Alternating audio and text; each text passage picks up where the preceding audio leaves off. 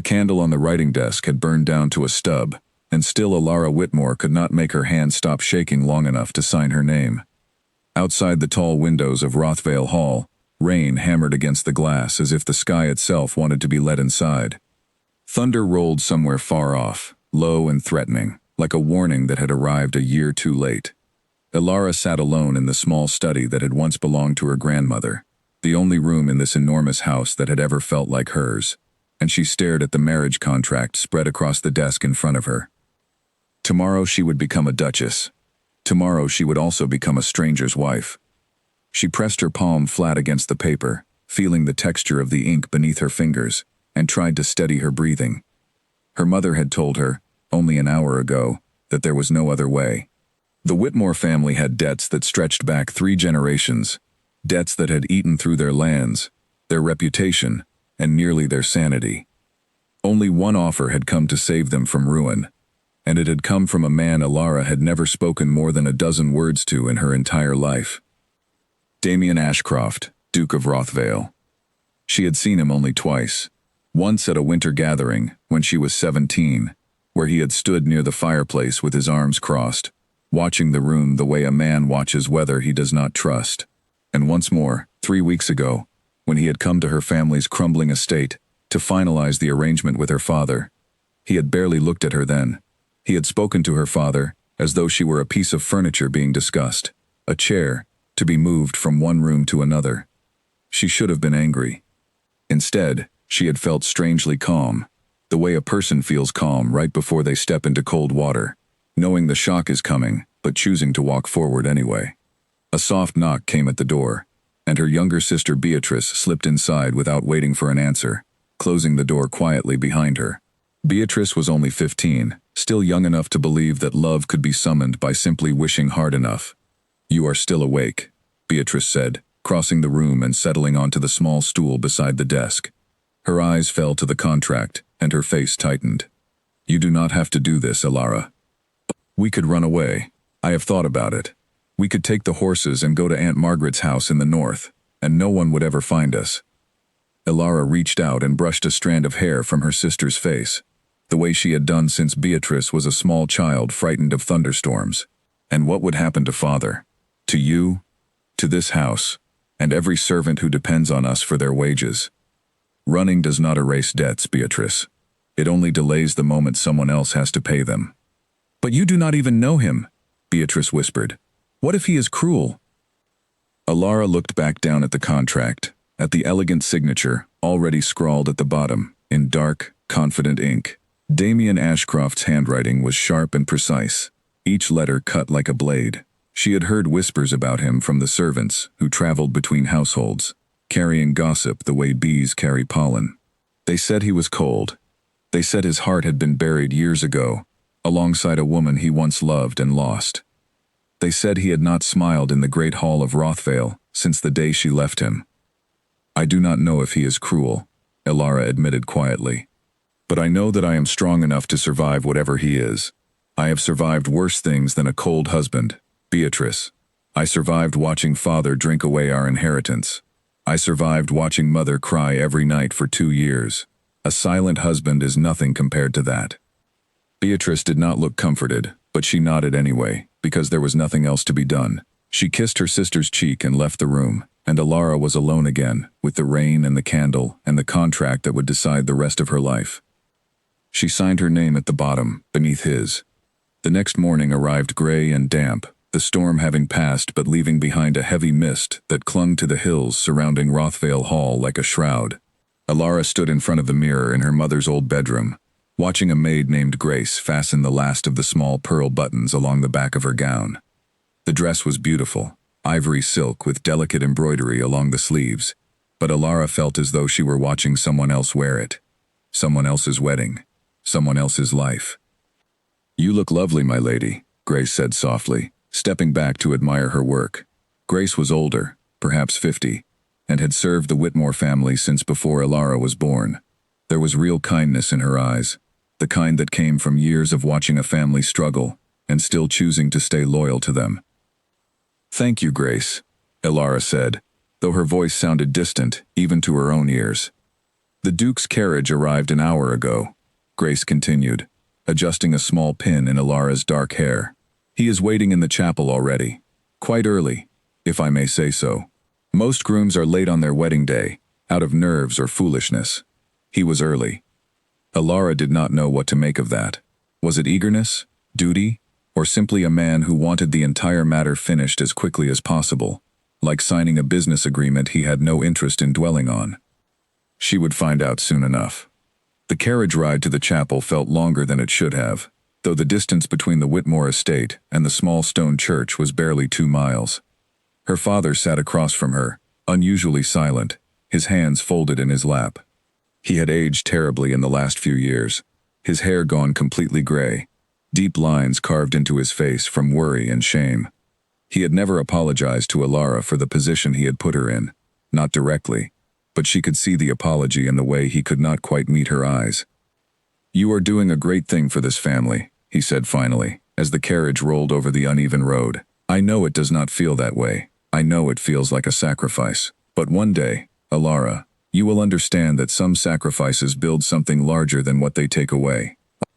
Alara turned to look out the small window, watching the mist-covered fields pass by. "I hope you are right, Father."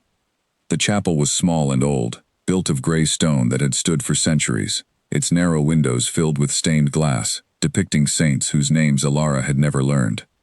Only a handful of people were gathered inside, mostly members of the Duke's household and a few distant relatives of her own family. There was no grand celebration planned, no feast, no dancing. This was a transaction, dressed in the clothing of a ceremony, and everyone present seemed to understand that, even if no one said it aloud. Alara walked down the short aisle on her father's arm, her eyes fixed forward, and there, standing at the altar, was the man who would become her husband. Damien Ashcroft was taller than she remembered, broad through the shoulders, dressed in a dark coat that seemed to absorb what little light filtered through the stained glass windows.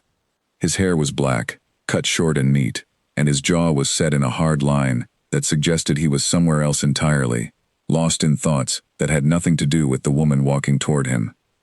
His eyes, when they finally met hers, were a pale gray, the color of the sky just before a storm breaks.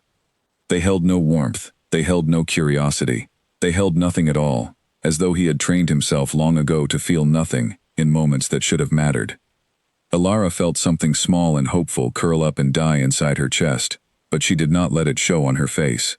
She had learned, over many difficult years, how to keep her expression calm, even when everything inside her was breaking. The priest spoke the words of the ceremony, ancient and formal, and Alara repeated her vows in a clear, steady voice that surprised even herself. When it came time for Damien to speak his own vows, his voice was low and even, each word delivered without hesitation, without emotion, as though he were reading a legal document rather than promising his life to another person. He did not smile when the priest pronounced them husband and wife. He did not reach for her hand until the priest gently reminded him that tradition required it. His fingers were cold when they finally closed around hers. They did not kiss, not truly, only a brief and formal press of lips that lasted no longer than a breath, and then it was over. Alara Whitmore no longer existed. She was Alara Ashcroft now, Duchess of Rothvale, bound for the rest of her life, to a man who looked at her as though she were a stranger, passing through his house, rather than the woman who now shared his name. The carriage ride to Rothvale Hall was silent. Damien sat across from her, staring out the window at the passing countryside, his jaw tight, his hands resting on his knees without once moving to touch her. Alara studied him carefully, trying to read something, anything, in the hard lines of his face, but he gave nothing away. He was like a locked door with no visible keyhole. "My lord," she finally said, unable to bear the silence any longer, "I hope that in time we might come to understand each other better." He turned to look at her then, and for just a moment, something flickered behind his pale eyes, something that might have been sorrow, or might have been irritation, or might have simply been the reflection of the gray sky outside the window. "I am sure we shall manage, Duchess," he said, his voice flat and formal. "This is, after all, an arrangement, nothing more." The words landed like a slap, though he had not raised his voice at all. Alara held her chin high and looked back out her own window, refusing to let him see how deeply those words had cut. An arrangement. Nothing more. as though the vows they had just spoken meant nothing at all, as though the years ahead of them were simply a business transaction to be endured, rather than a life to be lived. Rothvale Hall rose out of the mist as the carriage crested the final hill, an enormous structure of pale stone with dozens of windows and towers that seemed to scrape the low gray clouds. It was beautiful in a cold, imposing way, the kind of beauty that demanded respect rather than affection. Alara stared up at it as the carriage rolled through the iron gates, and she felt a chill settle deep into her bones that had nothing to do with the weather. This was her home now. This cold, magnificent house, and the cold, magnificent man who ruled it. The household staff had gathered on the front steps to greet their new duchess, a long line of servants dressed in neat uniforms, their faces carefully arranged into polite, welcoming expressions. At the front of the line stood an older woman, with silver hair pulled back into a tight bun and sharp, assessing eyes. This was Mrs. Winters, the head housekeeper, a woman who Alara would soon learn ran Rothvale Hall with the precision of a military general. "Welcome, Duchess," Mrs. Winters said, her voice polite but not warm, dropping into a brief curtsy. "We hope you will find your new home comfortable." "Thank you, Mrs. Winters," Alara replied, trying to inject some genuine warmth into her voice, hoping it might be returned in kind. It was not.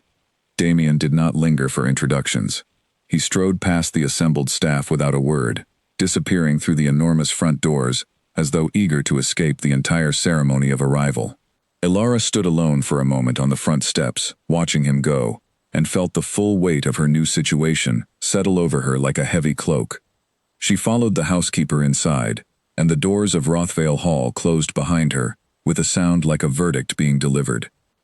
The interior of the house was even grander than the outside had suggested, all soaring ceilings and gleaming marble floors, portraits of stern-faced ancestors lining the long hallways, their painted eyes seeming to follow Alara as she walked. Mrs. Winters led her through room after room, reciting the history and purpose of each space in a brisk, businesslike tone, until they finally arrived at a set of large doors on the second floor.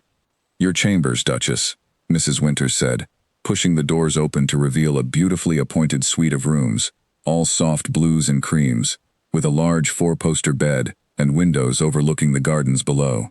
It was lovely. It was also, Alara noticed immediately, completely separate from any chambers belonging to her new husband. "And the Duke's chambers?" Alara asked, trying to keep her voice casual. "Down the east corridor, Duchess," Mrs. Winters replied, her expression giving nothing away. "His Grace prefers his privacy." Alara nodded, though something cold settled in her stomach at those words. His Grace prefers his privacy. It was a polite way of saying that her husband had no intention of sharing more of himself with her than absolutely necessary. She spent the remainder of that first day exploring the vast house alone, wandering through libraries filled with books she suspected no one had read in years, through a music room with a beautiful piano covered in a thin layer of dust, through gardens that had clearly once been lovingly tended but now showed small signs of neglect, as though the person who once cared for them had simply stopped caring at all. It was in the garden, as the sun began to set behind the hills, that she first heard the servants talking. Two young maids were tending to a rose bed near the edge of the property, unaware that their new duchess stood just around the corner of a tall hedge, close enough to hear every word. "Do you think she knows about Lady Seraphina?" one of the maids whispered, her voice hushed, but carrying easily on the still evening air. "How could she not?" the other replied. "Everyone in 3 counties knows the story. His Grace was set to marry her 5 years ago. Then she disappeared without a word, right before the wedding. Broke his heart clean in half, they say. He has not been the same since. Do you think he still loves her?" There was a pause, and Alara held her breath, waiting.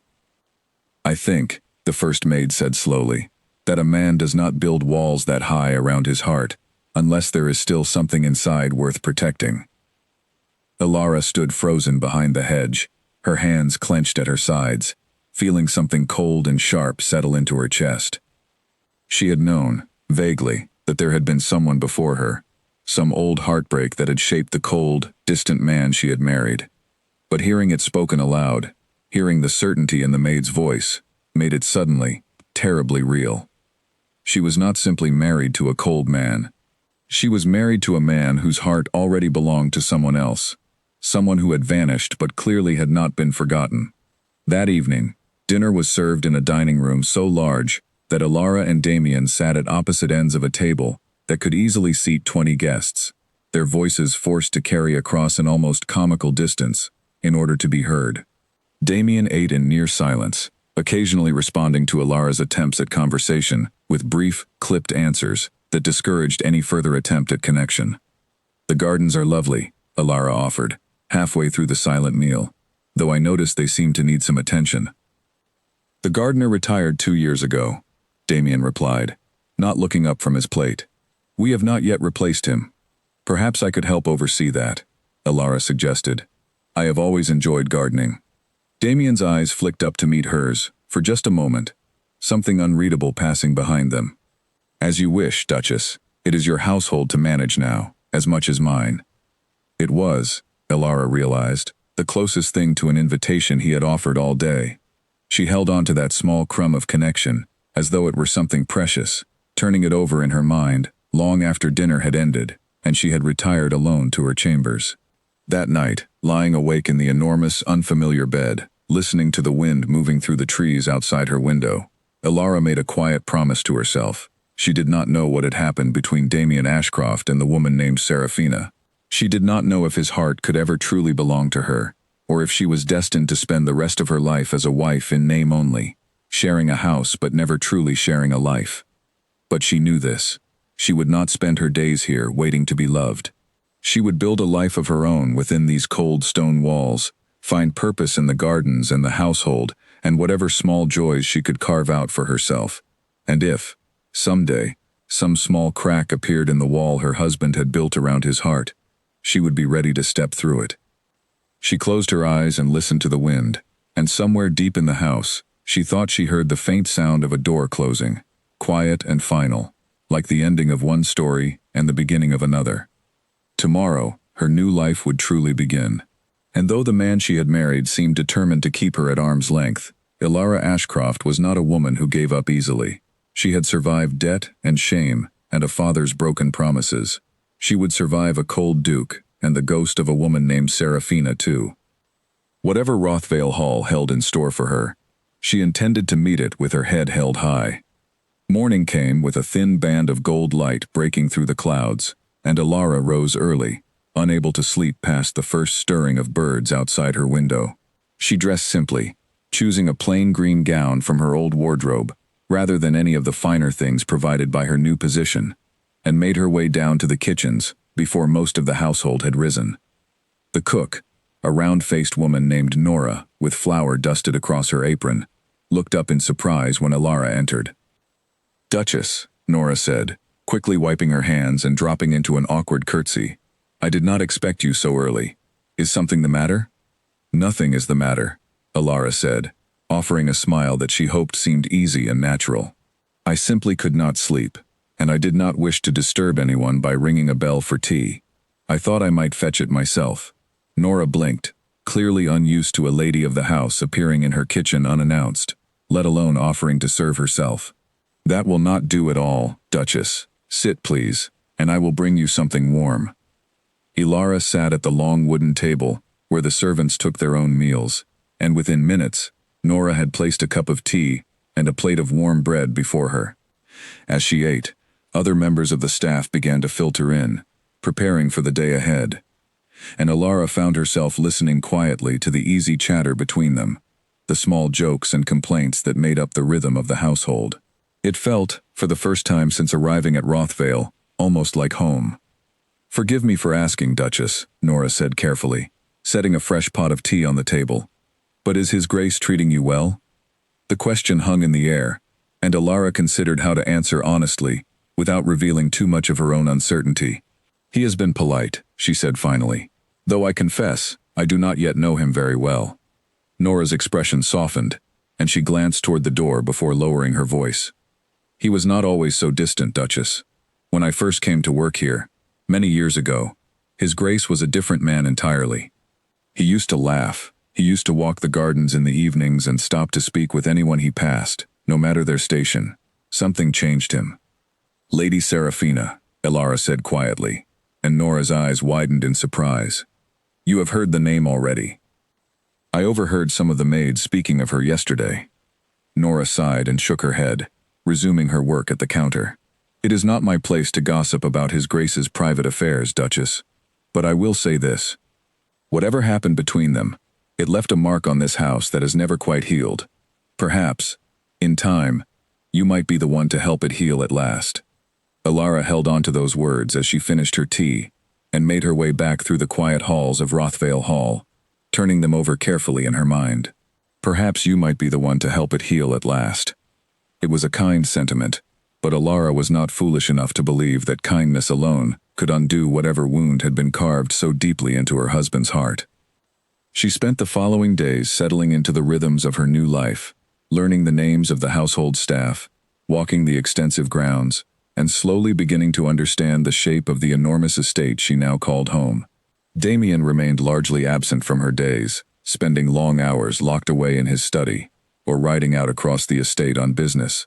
Elara was never invited to share. Their evenings together, when they occurred at all, were quiet affairs, filled with polite but distant conversation that rarely lasted beyond the length of a meal. One afternoon, nearly 2 weeks after her arrival, Elara found herself standing in the neglected garden behind the east wing, sleeves rolled up, hands buried in the soil, as she worked to clear away the weeds that had overtaken what had once clearly been a beautiful rose bed. She had sent for gloves and simple tools that morning, determined to bring some small piece of the estate back to life with her own hands, rather than waiting for permission or instruction from anyone. She did not hear him approach until his shadow fell across the flower bed. "Duchess," Damien said, his voice carrying a note of genuine surprise, "I did not expect to find you doing the work of a gardener." Elara looked up, pushing a loose strand of hair from her face with the back of her wrist, leaving a small smudge of dirt behind. "I did offer to oversee the gardens, my lord. I simply decided that overseeing is easier when one understands the work firsthand." Something flickered across his face, an expression she could not quite place, gone as quickly as it appeared. He studied the rose bed for a long moment, his gray eyes moving over the cleared soil, the neatly trimmed stems, the careful order Elara had begun to impose on what had been overgrown chaos. "My mother planted these roses," he said finally, his voice quieter than she had yet heard it. "Many years ago, before she passed. I have not had the heart to see them properly tended since." Elara straightened, wiping her hands on her apron, and studied her husband carefully. This was the most he had said to her since their wedding day, and there was something almost vulnerable in the admission, a small crack in the cold exterior he had worn so consistently since she arrived. "I did not know that," she said gently. "I am sorry for your loss." "It was a long time ago," Damien replied, his tone hardening slightly, as though he regretted having said as much as he had. "You need not concern yourself with old griefs, Duchess. Focus on the garden as you see fit."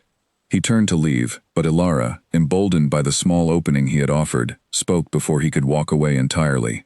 "My lord, if it would not trouble you, I would like to know more about her, your mother. If only so that I might honor what she began here, rather than simply replacing it with my own ideas."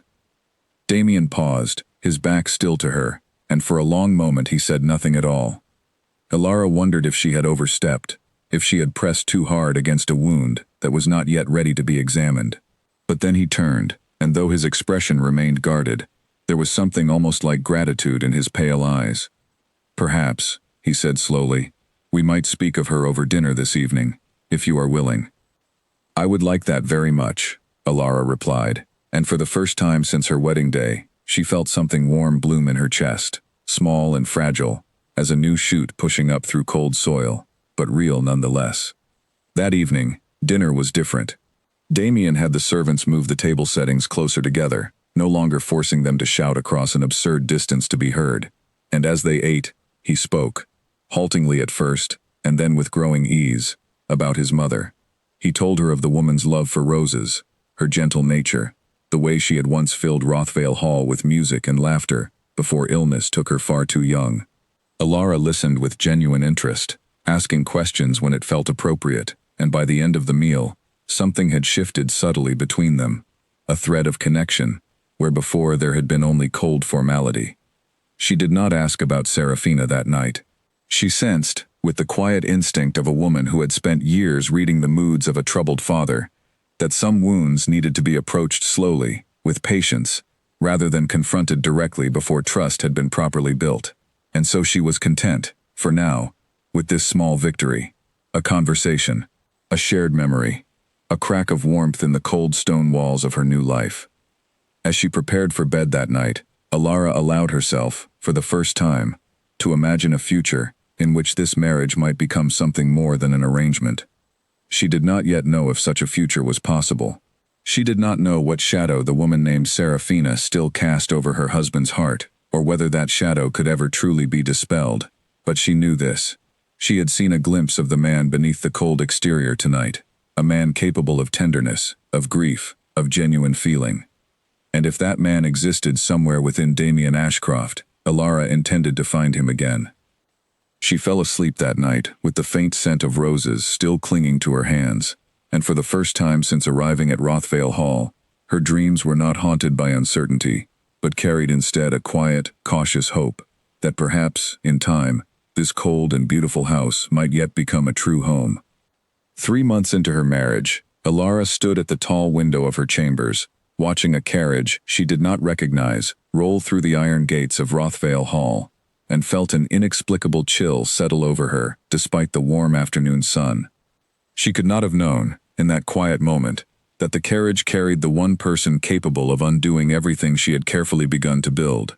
The weeks since that first honest dinner with Damien had brought small, steady changes to their marriage. He was not warm, not in the way Alara had once dreamed a husband might be, but he was no longer entirely cold either. They shared meals together most evenings now, their conversations growing longer, touching on subjects beyond the estate and its management. He had begun to ask her opinion on matters of the household, had even sought her thoughts once or twice on decisions concerning his tenant farmers, treating her, for the first time, as a partner rather than a mere obligation. Alara had allowed herself, cautiously, to hope that something real might be growing between them. She had caught him watching her once or twice across the dinner table, his expression unreadable but no longer entirely closed off. She had begun, in small and private ways, to fall for the man beneath the cold exterior, the one who spoke of his mother's roses with such quiet tenderness, the one who had thanked her, awkwardly but sincerely, for restoring life to gardens he had long neglected. She had told no one of these growing feelings, not Beatrice, in her letters home, not Grace, who still wrote to her occasionally with news of the family, not even Nora, the warm-hearted cook who had become something like a friend within the walls of Rothvale Hall. It felt too fragile a thing to speak aloud, as though naming it might somehow break the delicate progress they had made. But now, watching the unfamiliar carriage roll to a stop before the front steps, Alara felt that fragile progress begin to tremble. She made her way downstairs, curiosity and unease warring within her, and arrived in the grand entrance hall just as the front doors opened to admit the visitor. A woman stepped inside, shaking rain from a fine traveling cloak, and Alara felt the air in the room shift the moment their eyes met. The woman was beautiful, in a way that seemed almost deliberate. Golden hair swept elegantly beneath a fashionable hat, deep green eyes that held a kind of practiced charm, and a smile that curved just slightly at the edges, as though she found something quietly amusing about the entire scene before her. "Forgive my unannounced arrival," the woman said, her voice smooth and cultured, directed toward Mrs. Winters rather than toward Alara, as though the new Duchess had not yet earned acknowledgement. "I have traveled a great distance, and I understand His Grace is currently in residence. May I ask who is calling?" Mrs. Winters said, though something in her tone suggested she already suspected the answer and did not welcome it. "Lady Serafina Vale," the woman replied, and Alara felt the name land in her chest like a stone dropped into still water, sending ripples of unease through everything she had so carefully begun to build. For a long moment, no one spoke. Then footsteps sounded on the staircase, quick and urgent, and Alara turned to see Damien descending, his face a mixture of shock and something else, something far more complicated, that Alara could not quite name, but instinctively feared. "Serafina," he said, and her name in his mouth carried a weight that no formal greeting could have concealed. "Hello, Damien," Serafina replied softly, her green eyes warm in a way they had not been when addressing the housekeeper. "It has been far too long." Alara stood silently at the edge of the entrance hall, watching the exchange unfold, feeling suddenly invisible in her own home. Damien's eyes remained fixed on Serafina, his expression unreadable but undeniably intense, and it was several long, uncomfortable seconds before he seemed to remember that his wife was standing only a few feet away. "Alara," he said, turning toward her, his voice regaining some of its formal composure, though a strange tightness remained around his eyes. "This is Lady Serafina Vale, an old acquaintance." "An old acquaintance." Alara nearly laughed at the careful, insufficient phrase, though nothing about the moment felt remotely humorous. She inclined her head politely toward the newcomer, forcing her expression into something calm and gracious, though her heart hammered uncomfortably against her ribs. "Lady Serafina," Alara said. "Welcome to Rothvale Hall." Serafina's green eyes swept over Alara with quick, assessing precision, taking in every detail from her simple gown to the faint traces of garden soil still visible beneath her fingernails, and something like satisfaction flickered briefly across her beautiful face before it vanished behind polite courtesy. "You must be the new Duchess," Serafina said, her tone perfectly pleasant, though something beneath the words felt sharp as a blade concealed in silk. How fortunate for Damien to have found someone so quickly. The comment was innocuous on its surface, yet Alara felt the subtle sting within it, the implication that she had been found quickly, easily, as a convenient replacement rather than a chosen partner. She held her composure, refusing to let the barb show on her face. "His Grace and I are building a life together," Alara said evenly, "one day at a time." "How lovely," Serafina replied, her smile never wavering. "I do so hope you will both be very happy." Damien, seeming to finally register the tension crackling between the two women, cleared his throat and gestured toward the sitting room. "Perhaps we should continue this conversation somewhere more comfortable. Serafina, I confess I am surprised by your visit. What brings you back to Rothvale after all this time?" "A matter of some urgency, I am afraid," Serafina said, her expression shifting into something more somber, more carefully calculated to appear vulnerable. "My family's estate has fallen into difficulty since my father's passing last winter. I find myself with nowhere else to turn, and I hoped, given our history, that you might be willing to offer some counsel, or perhaps some assistance." Alara watched this performance with growing unease. There was something too polished about Serafina's grief, too perfectly timed, too carefully aimed at exactly the sympathies most likely to soften a man like Damien. But she could see, from the way his jaw tightened and his eyes softened simultaneously, that the performance was working exactly as intended. "Of course," Damien said, "you are welcome to stay at Rothvale while matters are settled. We have more than enough room." Alara's stomach dropped at those words, though she kept her expression carefully neutral. Stay at Rothvale. The very words she had once hoped to hear, extended to herself with warmth, were instead being offered to the woman who had, by all accounts, broken her husband's heart years ago, and vanished without explanation. "That is very generous of you, Damien," Serafina said softly, reaching out to briefly touch his forearm, a gesture that lingered just a moment too long to be entirely innocent. "I do not know how I shall ever repay such kindness." That evening, dinner at Rothvale Hall included a third-place setting for the first time since Alara's arrival, and the warmth and easy conversation she had grown accustomed to sharing with her husband evaporated entirely beneath Serafina's presence. The two of them fell easily into shared memories, old friends and acquaintances from years past, private jokes that required no explanation between them, leaving Alara sitting silently at the edge of a conversation she had no part in and no way to enter. She watched Damien laugh, truly laugh, for the first time since their wedding, at some story Serafina told about a mutual friend's disastrous attempt at horseback riding, and something painful twisted deep in Alara's chest. She had spent 3 months slowly earning small, careful smiles from her husband, treasuring each one as though it were a precious and rare thing. Serafina had earned genuine laughter within the space of a single evening. "Forgive us, Duchess," Serafina said at one point, though her tone carried no real apology within it. "Damien and I share so much history together, it is difficult not to fall back into old patterns." "Of course," Alara said, forcing a small smile. "History is a powerful thing. It is indeed, Serafina agreed, her green eyes glinting with something that might have been challenge, or might have been quiet triumph. Some bonds, I find, are simply impossible to break, no matter how much time passes, or how many other circumstances intervene. The words hung in the air, carrying a weight far beyond their surface meaning, and Alara understood, with sudden and terrible clarity, exactly what kind of battle she now faced. Serafina had not returned to Rothvale, merely seeking financial assistance for a struggling estate. She had returned because she wanted something else entirely, something that currently belonged, however tenuously, to Alara. She wanted Damien back. In the days that followed, Serafina settled into Rothvale Hall with an ease that suggested she had never truly left it, despite the years that had passed since her disappearance before the wedding that never happened. She spent long hours in Damien's study, discussing matters of her family's estate that seemed to require far more of his time and attention than any simple financial counsel should have demanded. She joined him on his morning rides across the property, her laughter carrying back through open windows to where Alara sat, attempting to focus on household ledgers she could no longer concentrate on.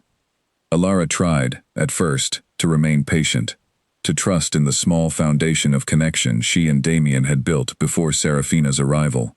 But with each passing day, that foundation seemed to crumble a little further, as Damien retreated back into the cold distance he had shown her during their earliest weeks of marriage, his attention and warmth increasingly redirected toward the golden-haired woman who had once held his heart so completely. One evening, nearly 2 weeks after Serafina's arrival, Alara found herself unable to sleep, and made her way down to the library in search of a book to occupy her restless mind. As she approached the room, she heard voices within, low and intimate, and something made her pause outside the partially open door rather than announce her presence. "Do you ever think of what might have been?" Serafina's voice, soft and melancholy, drifted through the gap in the doorway. "If I had not been such a coward all those years ago." "There is little use dwelling on what cannot be changed," Damien replied, though his voice carried none of the coldness Alara had grown accustomed to hearing directed at herself. There was something raw in his tone, something wounded and unresolved. "I was frightened, Damien," Serafina continued, "frightened of the responsibility, of becoming a duchess, of failing you in some terrible way. I have regretted my cowardice every single day since. If I could take it back, I would. In a heartbeat, I would choose you again." There was a long silence, and Alara stood frozen in the darkened hallway, her heart pounding, waiting to hear how her husband would respond to such a confession. "It is done, Serafina," Damien said finally, his voice quiet and strained. "I am married now." "Yes," Serafina replied softly. "To a girl who married you for your title and your fortune, if the rumors from her family's estate are to be believed. Not because she loves you, Damien. Not the way I do." The accusation, spoken so smoothly and with such practiced sincerity, struck Alara like a physical blow. She wanted to burst into the room and defend herself, to insist that Serafina's characterization was cruel and untrue, that whatever had begun as an arrangement of necessity had grown, slowly and genuinely, into something Alara now cherished deeply. But she remained frozen in the hallway, unable to move, unable to speak, watching through the narrow gap as Damien's expression shifted into something troubled and uncertain. He did not deny Serafina's claim. Alara retreated silently back to her own chambers that night, her mind racing with painful possibilities. Had Damien truly begun to believe that she had married him only for convenience, for wealth and title, rather than any genuine affection? Had the small warmth they had built together over these past months meant nothing at all in the face of Serafina's return? She lay awake long into the night, staring at the dark ceiling above her bed, feeling the fragile hope she had carried for weeks begin to crumble beneath the weight of doubt and fear. She did not yet know that Serafina's words that evening were merely the opening move in a far more calculated and cruel campaign, one designed not simply to reclaim Damien's heart, but to systematically destroy any trust that remained between him and his new wife. She did not yet know that forged letters were already being prepared, carefully crafted lies waiting to be discovered at precisely the moment they would cause the greatest possible damage. All Alara knew, as she finally drifted into a restless and troubled sleep, was that the quiet, cautious happiness she had begun to build within the cold walls of Rothvale Hall was now under siege, and she had no clear notion of how to defend it, or whether it could survive the battle that was clearly only just beginning. The following morning, she rose early once more and made her way to the garden, seeking the same quiet comfort she had found there weeks before. But even the roses, blooming now in full and vibrant color thanks to her careful attention, seemed to offer little solace against the growing unease that had settled permanently into her chest. She did not yet know how much worse things were about to become. She only knew, with the quiet certainty of a woman who had already survived so much, that whatever came next would require every ounce of strength and dignity she possessed. And so, kneeling once more among her roses, Elara Ashcroft steadied her breathing, lifted her chin, and prepared herself to face whatever storm was gathering on the horizon. Nora found her there an hour later, still kneeling in the soil, though her hands had long since stopped working, her eyes fixed on nothing in particular. The older woman set down the small basket of cut herbs she had been carrying and settled onto the low stone bench beside the rose bed, studying Elara's face with the quiet concern of someone who had watched too many young women arrive at Rothvale Hall, only to have their hopes slowly worn away. "You heard something last night," Nora said, not quite a question. Elara looked up, startled. "How could you possibly know that?" "Because I have worked in this house for 15 years, Duchess, and I know the look of a woman whose heart has just taken a blow it was not prepared for." Nora reached over and gently pulled Elara's hands from the soil, holding them steady in her own weathered palms. "Tell me." Elara hesitated, uncertain whether it was proper to share such private matters with a servant, however trusted. But the weight of the previous night pressed too heavily against her chest to keep contained any longer, and slowly, haltingly, she recounted what she had overheard outside the library door. Nora listened without interrupting, her expression growing steadily more troubled. When Elara finished, the older woman was quiet for a long moment, staring out across the garden, as though gathering her thoughts carefully before speaking. "I will tell you something, Duchess, and I ask that you keep it between us," Nora said finally. Lady Seraphina did not simply grow frightened and flee before her wedding to His Grace, as the polite version of the story suggests. There were whispers, back then, among those of us who worked closely with the family, that she left because a wealthier suitor had presented himself, a man with connections to the royal court itself. Whispers that she returned only when that arrangement fell through, and she found herself without prospects worthy of her ambitions. Elara felt something cold settle in her stomach. You believe she has returned now because her family's estate has fallen into difficulty, and she sees an opportunity to reclaim what she once discarded. "I believe," Nora said carefully, "that a woman capable of abandoning a man on the very eve of their wedding, for reasons of pure convenience, is a woman capable of nearly anything to reclaim a position she has come to regret losing. I do not say this to frighten you, Duchess. I say it because I have grown fond of you these past months, and I would not see you blindsided by someone who has already shown her true nature once before. Does His Grace know of these whispers? About the wealthier suitor?" Nora shook her head slowly. "If he does, he has never spoken of it, at least not to any of the staff. Grief has a way of rewriting memory, Duchess. Sometimes it is easier to remember lost love as pure and tragic, rather than as it truly was." Elara absorbed this information carefully, turning it over in her mind as she finished her work among the roses that morning. She did not know if she would ever find the right moment, or the right words, to share such whispers with Damien, without appearing petty or jealous. But she filed the knowledge away carefully, understanding instinctively that it might become important in the days ahead. That afternoon, a letter arrived from Beatrice, and Elara retreated to her chambers to read it in private, grateful for a connection to a world outside the increasingly tense walls of Rothvale Hall.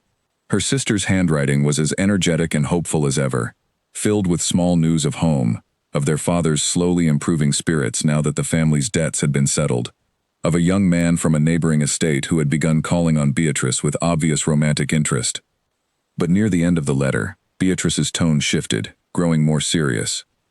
"I do hope your husband is treating you well, dearest sister," Beatrice had written. "Your last letter seemed happier than the ones before it, and I confess, it eased my worries considerably to hear you speak of small joys within your new home. I pray that continues. You deserve happiness, Elara, more than anyone I know. Do not let anyone convince you otherwise. whatever difficulties may arise. Alara folded the letter carefully and pressed it against her chest for a moment, drawing strength from her sister's simple, heartfelt words. Whatever difficulties may arise. Beatrice could not have known, writing those words from the safety of their family estate, just how quickly and completely difficulties had indeed begun to arise within Rothvale Hall. She resolved, that evening, to speak with Damien directly, rather than allowing suspicion and unease to fester silently between them. She found him alone in his study after dinner, Serafina having retired early with a headache that Alara privately suspected was entirely strategic, designed to leave husband and wife alone together, just long enough for doubt to take root, rather than be resolved. "Damien," she said, closing the study door quietly behind her, "might we speak candidly for a moment?" He looked up from the papers spread across his desk, his expression guarded, but not unwelcoming. "Of course, Alara. What troubles you?" She chose her words carefully, unwilling to reveal that she had overheard his private conversation with Serafina, but determined to address the growing distance she had felt between them these past 2 weeks. "I have noticed a change since Lady Serafina's arrival. I do not say this from jealousy, though perhaps some small measure of that exists within me. I say it because I had begun to feel, before her arrival, that we were building something real together. A partnership. Perhaps, in time, something more. I would not wish to see that progress lost." Damien set down his pen and studied her for a long moment, his gray eyes searching her face with an intensity that made her hold her breath. "You are not wrong to notice a change," he admitted finally. "Serafina's return has stirred memories I believed I had long since put to rest. It has been difficult, navigating old feelings alongside new obligations." "And what of those new obligations?" Alara asked quietly. "What of us, Damien?" He was silent for a long moment, and Alara watched his face carefully, searching for some sign of reassurance, some indication that the small foundation they had built together still mattered to him. But when he finally spoke, his words offered little comfort. "I do not know how to answer that honestly right now, Alara. I owe you honesty, at the very least, even if I cannot yet offer you certainty. Give me time to sort through what I am feeling. I ask only that you extend me the same patience I have tried to extend to you." It was not the reassurance she had hoped for, but it was, she told herself, an honest answer. And perhaps that honesty was worth something in itself. She nodded, and left the study without further argument, though the uncertainty in his words settled heavily over her heart as she made her way back to her own chambers alone that night. She did not yet know that even as she lay awake, turning Damien's uncertain words over in her mind, Serafina was already composing the first of several carefully forged letters in her own private chambers down the hall, letters designed to look as though they had been written by Alara's own hand, addressed to a fictional confidant, containing cruel and calculated admissions about marrying Damien purely for his title and fortune.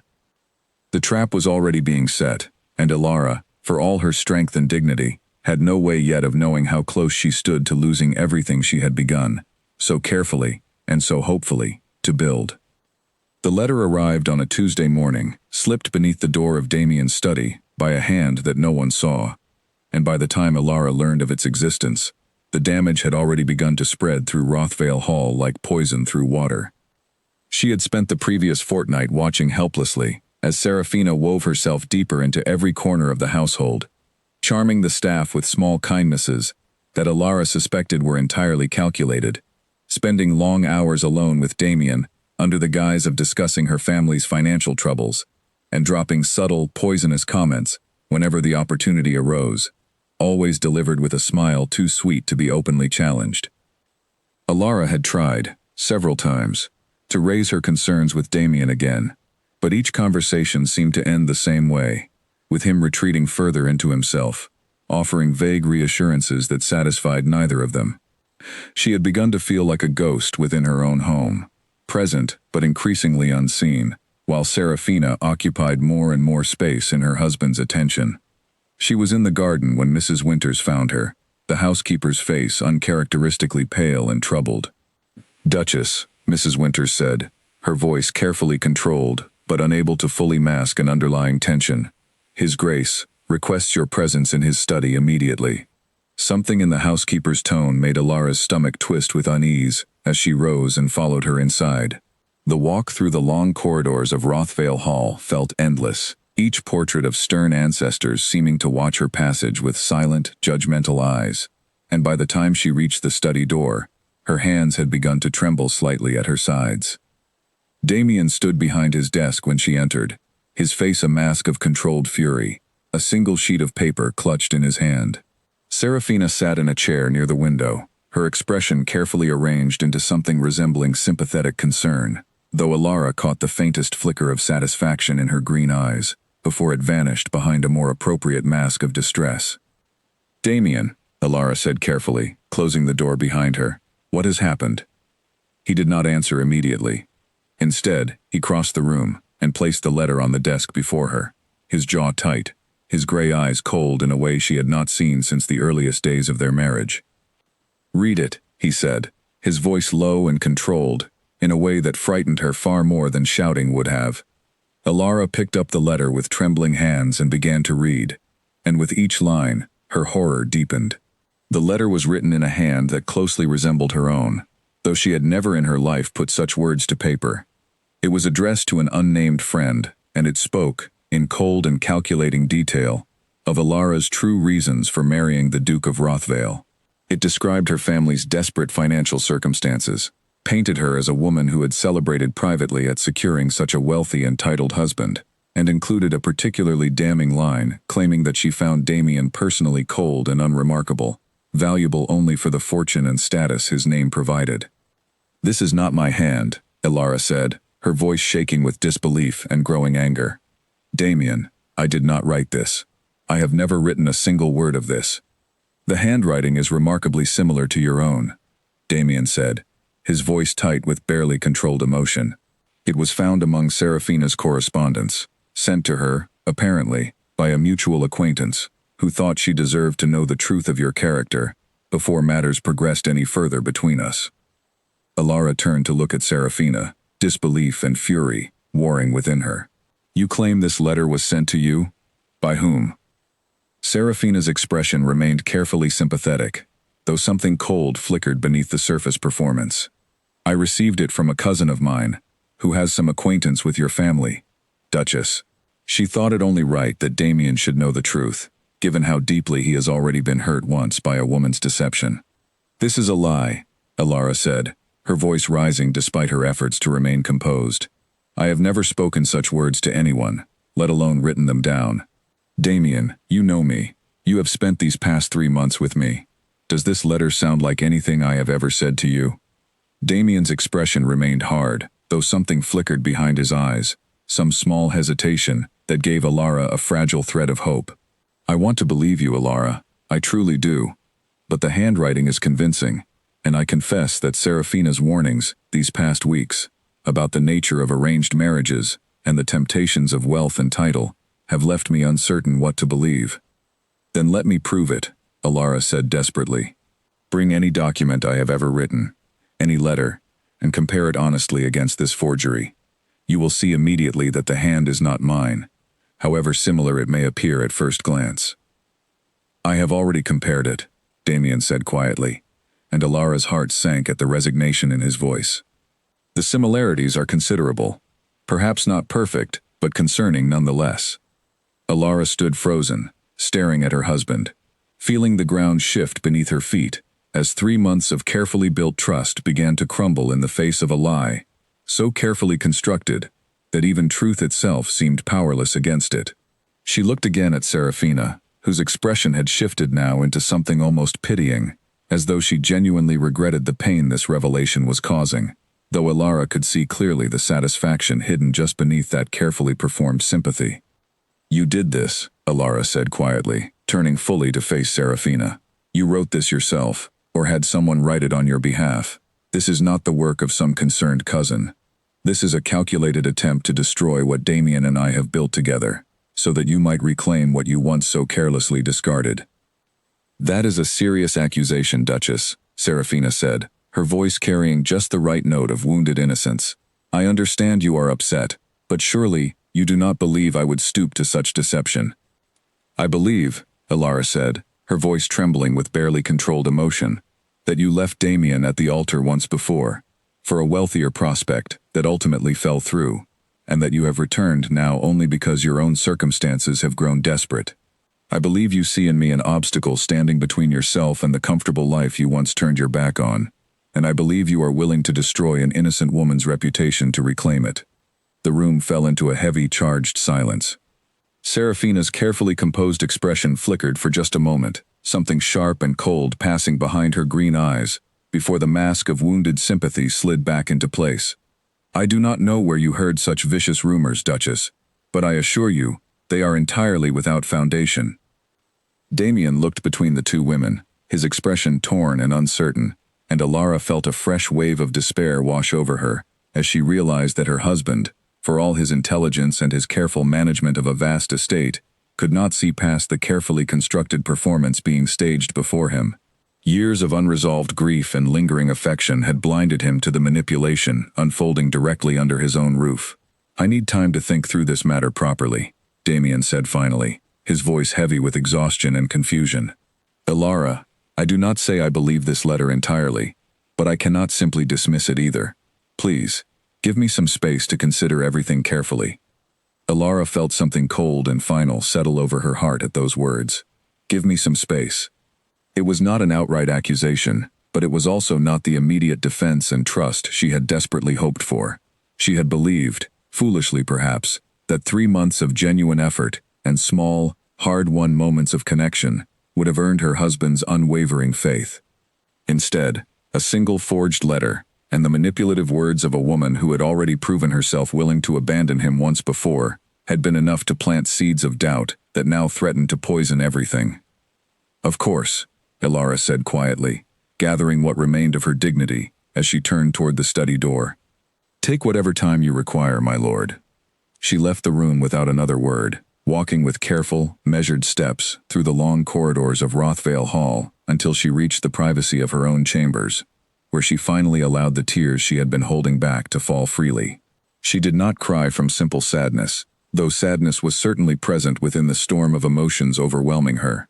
She cried from the particular, bitter injustice of being condemned for words she had never spoken, judged by a man who claimed to know her character, yet could be swayed so easily by forged evidence, and old, unresolved feelings for another woman. That evening, she did not join Damien and Serafina for dinner, choosing instead to remain alone in her chambers, picking listlessly at a small tray brought up by a sympathetic Grace, who had traveled with news from home and arrived just in time to witness the fallout of the day's terrible events. "I do not understand how he could believe such a thing of you," Grace said, sitting beside Alara's bed, her weathered hand resting comfortingly on the younger woman's shoulder. "Anyone who has spent even a single conversation with you would know you are incapable of such calculated cruelty." "He does not know me as well as I had hoped," Alara said quietly, staring at the untouched food on her tray. "Or perhaps he knows me well enough, but old wounds and old affections speak louder than 3 months of careful trust." "What will you do?" Grace asked gently. Alara was quiet for a long moment, considering the question carefully. "I do not know yet. I only know that I will not beg for his belief in my innocence. I will not lower myself to competing with Serafina Vale for scraps of affection and trust. If Damien cannot see the truth clearly enough on his own, then perhaps there is little I can do to open his eyes for him."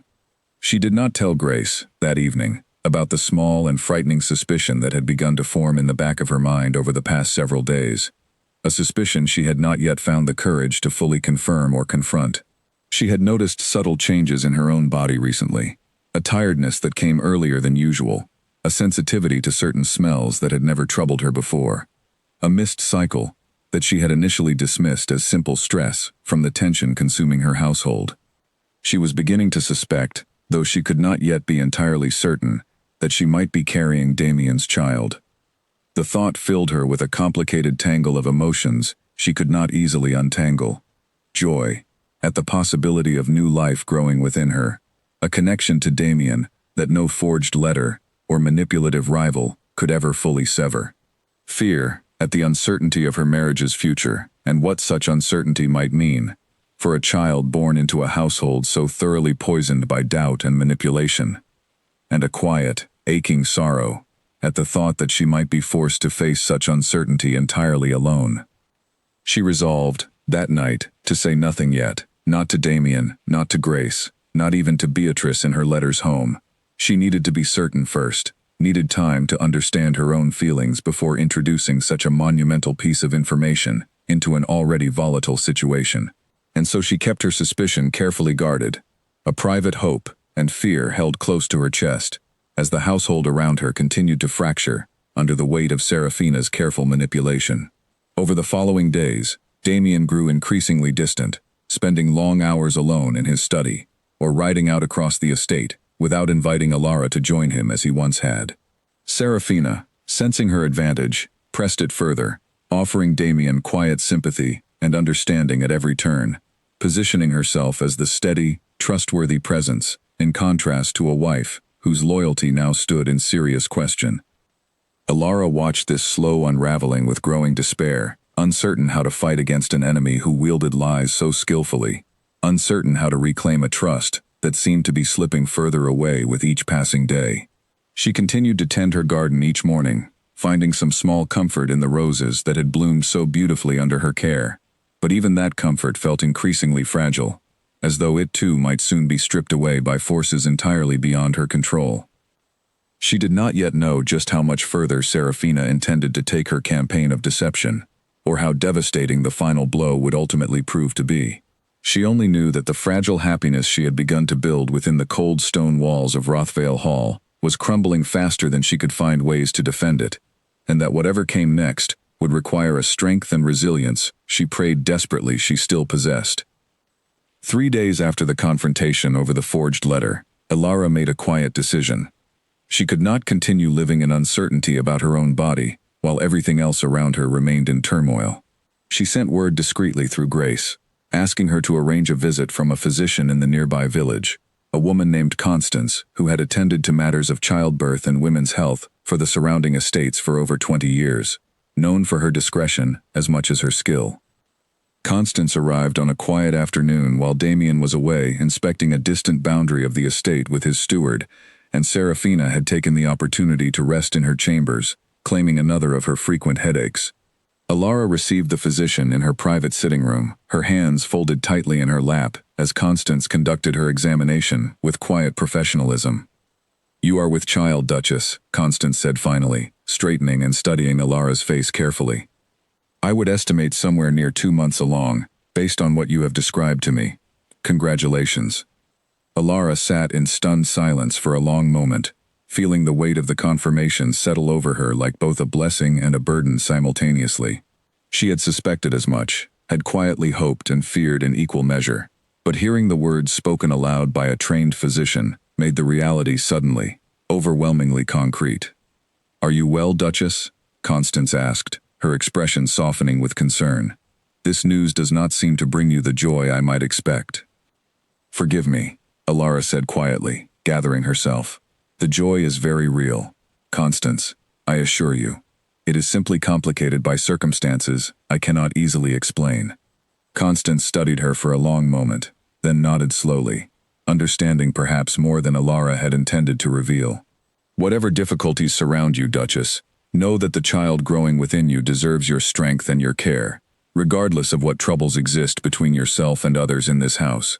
I will return in a month's time to check on your progress, and I would ask that you rest as much as your circumstances allow, and avoid undue stress wherever possible."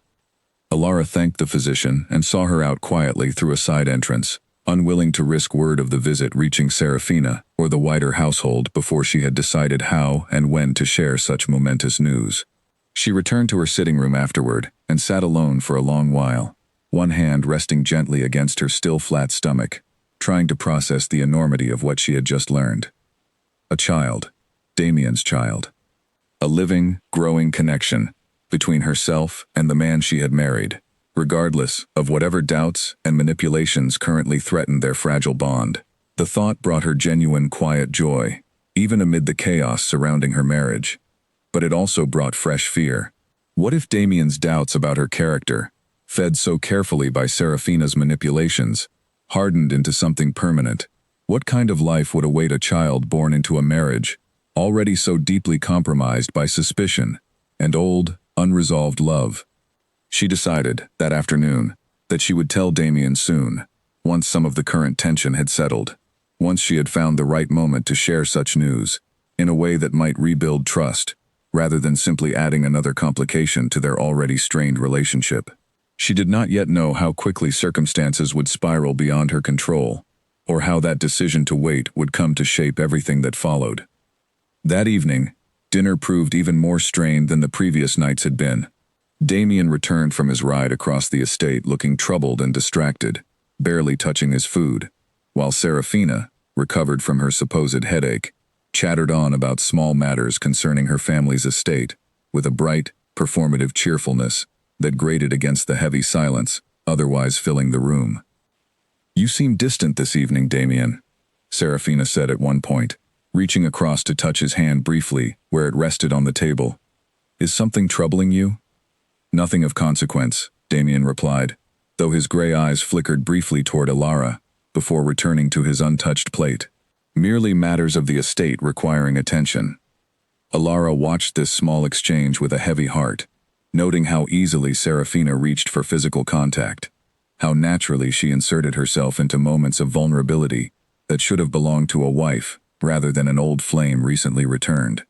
She said little throughout the remainder of the meal, retreating instead into her own thoughts, cradling the secret of her pregnancy close to her chest, like a small, private flame that no amount of Serafina's manipulation could yet extinguish.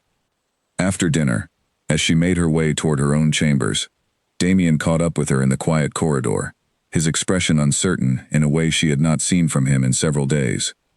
"Ilara," he said, and something in his tone made her pause and turn to face him.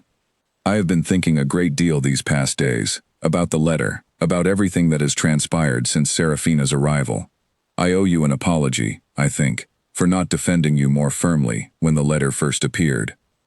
Hope flickered cautiously in Alara's chest at these words, though she remained guarded, unwilling to allow herself to be too easily reassured after the pain of the past several days. "I appreciate you saying so, Damien, though I confess, the wound from that moment has not yet fully healed." "I understand," he said quietly. "I do not ask for immediate forgiveness. I ask only that you know I am trying to see things clearly, despite the confusion Serafina's return has stirred within me. I have known her many years, Ilara, and old feelings do not simply vanish because logic suggests they should.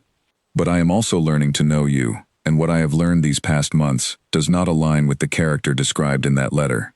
"Then why did you not say so, when I stood before you defending myself?" Ilara asked, unable to keep a note of hurt from creeping into her voice.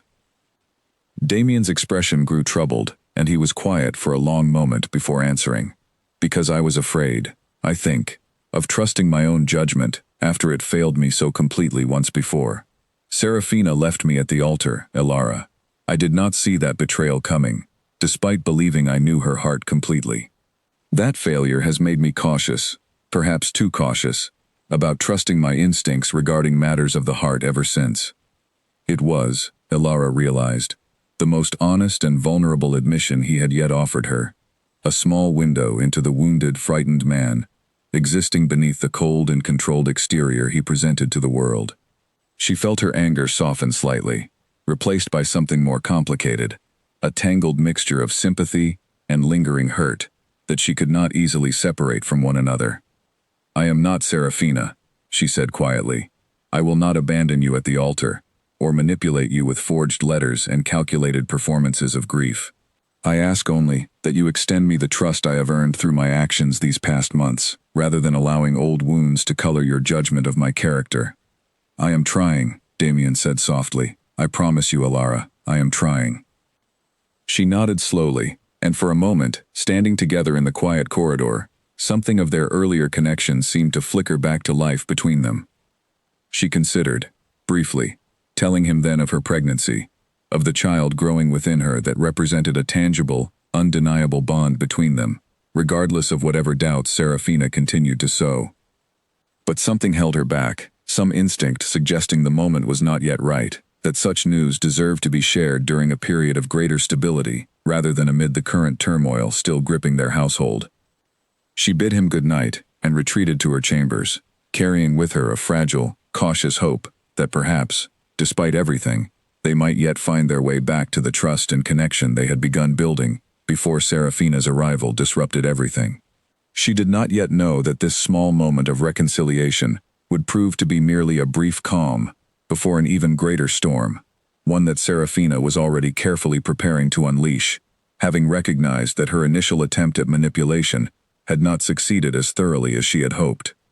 The forged letter had planted seeds of doubt, but Damien's growing tenderness toward his wife suggested those seeds might yet fail to take deeper root.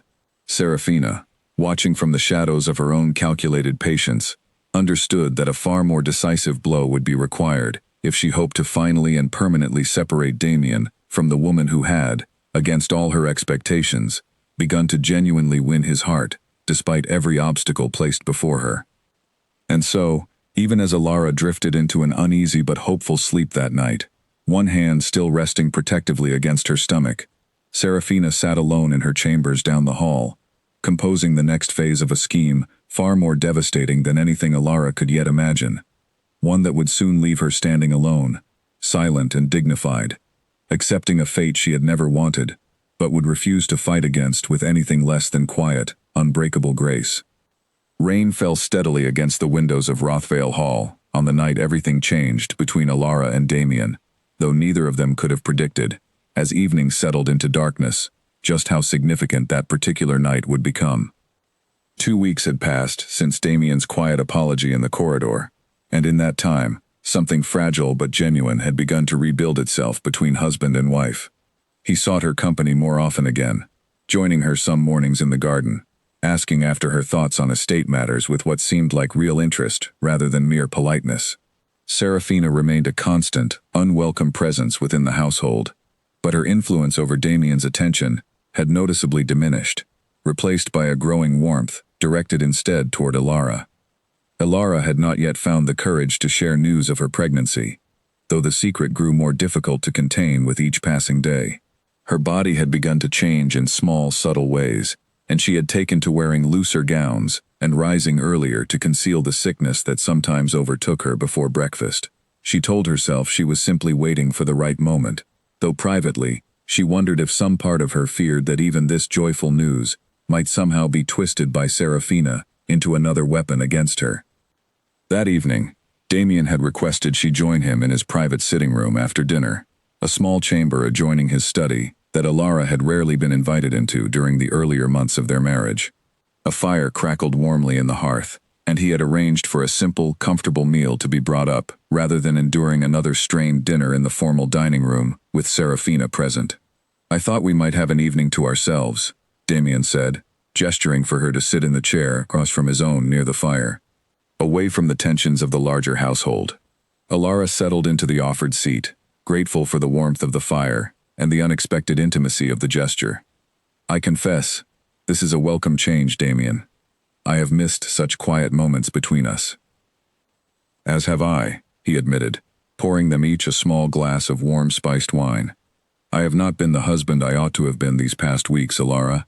I allowed old grievances and lingering doubts to cloud my judgment regarding matters that should have been simple and clear. I hope you can find it in yourself to forgive my failings." "I am trying," Alara said honestly, accepting the glass he offered. "It has not been easy, watching you extend such patience and understanding toward Serafina, while doubting my own character so readily.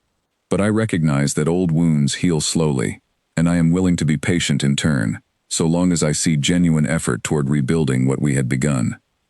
Damien nodded slowly, settling into his own chair across from her, the firelight casting warm shadows across his features that softened the usual hard lines of his face.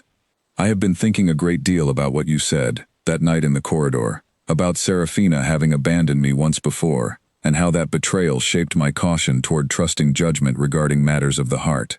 I realize now that such caution, however understandable, has caused genuine harm to someone who has done nothing to deserve my suspicion." They talked for hours that evening, the conversation flowing more easily and honestly than it had at any point since Serafina's arrival had disrupted the fragile foundation of their marriage. Damien spoke, with more openness than Alara had yet witnessed, about the pain of Serafina's initial abandonment, about the years of quiet isolation that had followed, about his fear of ever again trusting someone completely with his heart. Alara listened with genuine compassion, understanding more clearly now the wounds that had shaped the cold, distant man she had first married, and feeling her own affection for him deepen alongside her growing understanding.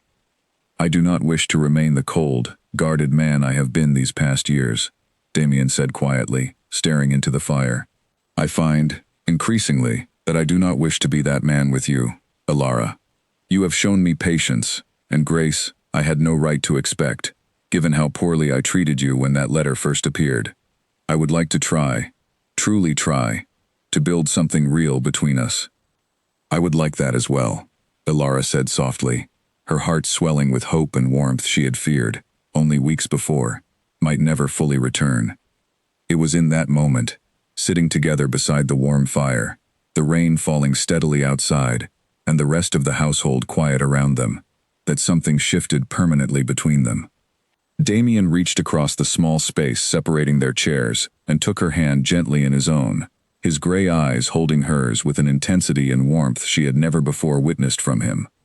"Alara," he said quietly, "I believe I am beginning to fall in love with you."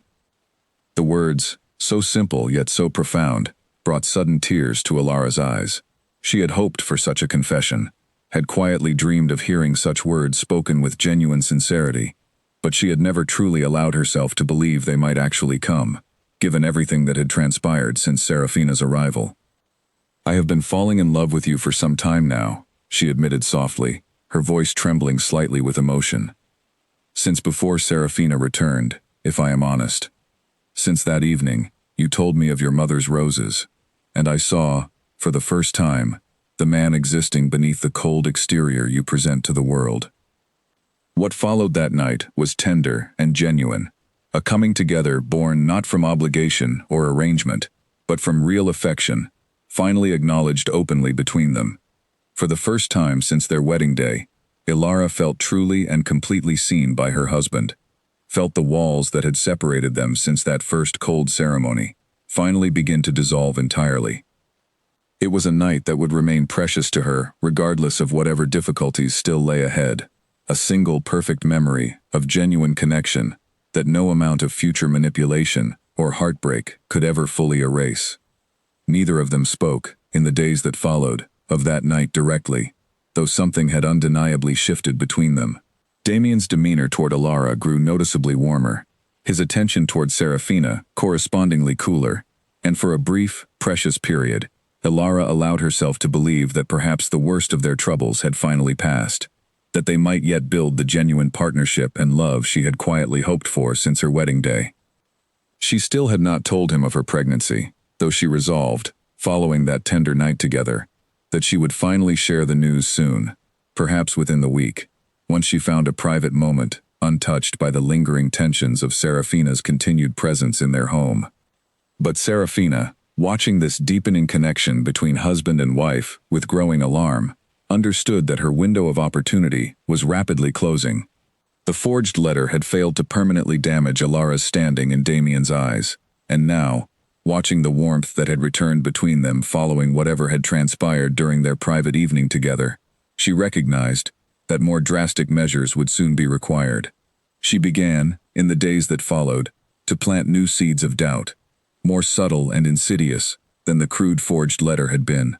She spoke, in careful, casual moments, of financial documents she claimed to have discovered concerning the Whitmore family's debts, suggesting figures far more severe than had actually existed, painting a picture of Alara's family as desperate and calculating in ways designed to make Damien question, once again, the true motivations behind his wife's willingness to marry him.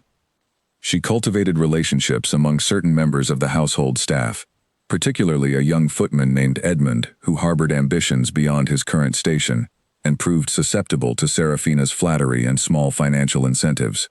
Through Edmund, she began to plant carefully seeded rumors among the wider staff, suggesting that Alara had been overheard speaking dismissively of Damien to visiting relatives, that she complained privately of the tedium of estate life, and longed for the more exciting social circles of the capital that her marriage to a duke should have afforded her.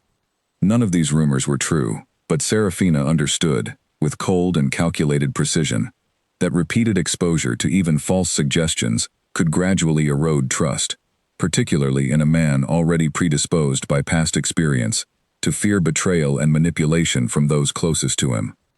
Alara remained largely unaware of this quiet campaign being waged against her reputation within her own household, too consumed with the private joy of her deepening connection with Damien and the secret of her pregnancy to notice the subtle shifts occurring among certain members of the staff, the whispered conversations that fell silent when she approached, the careful, calculated distance that some previously friendly servants began maintaining in her presence.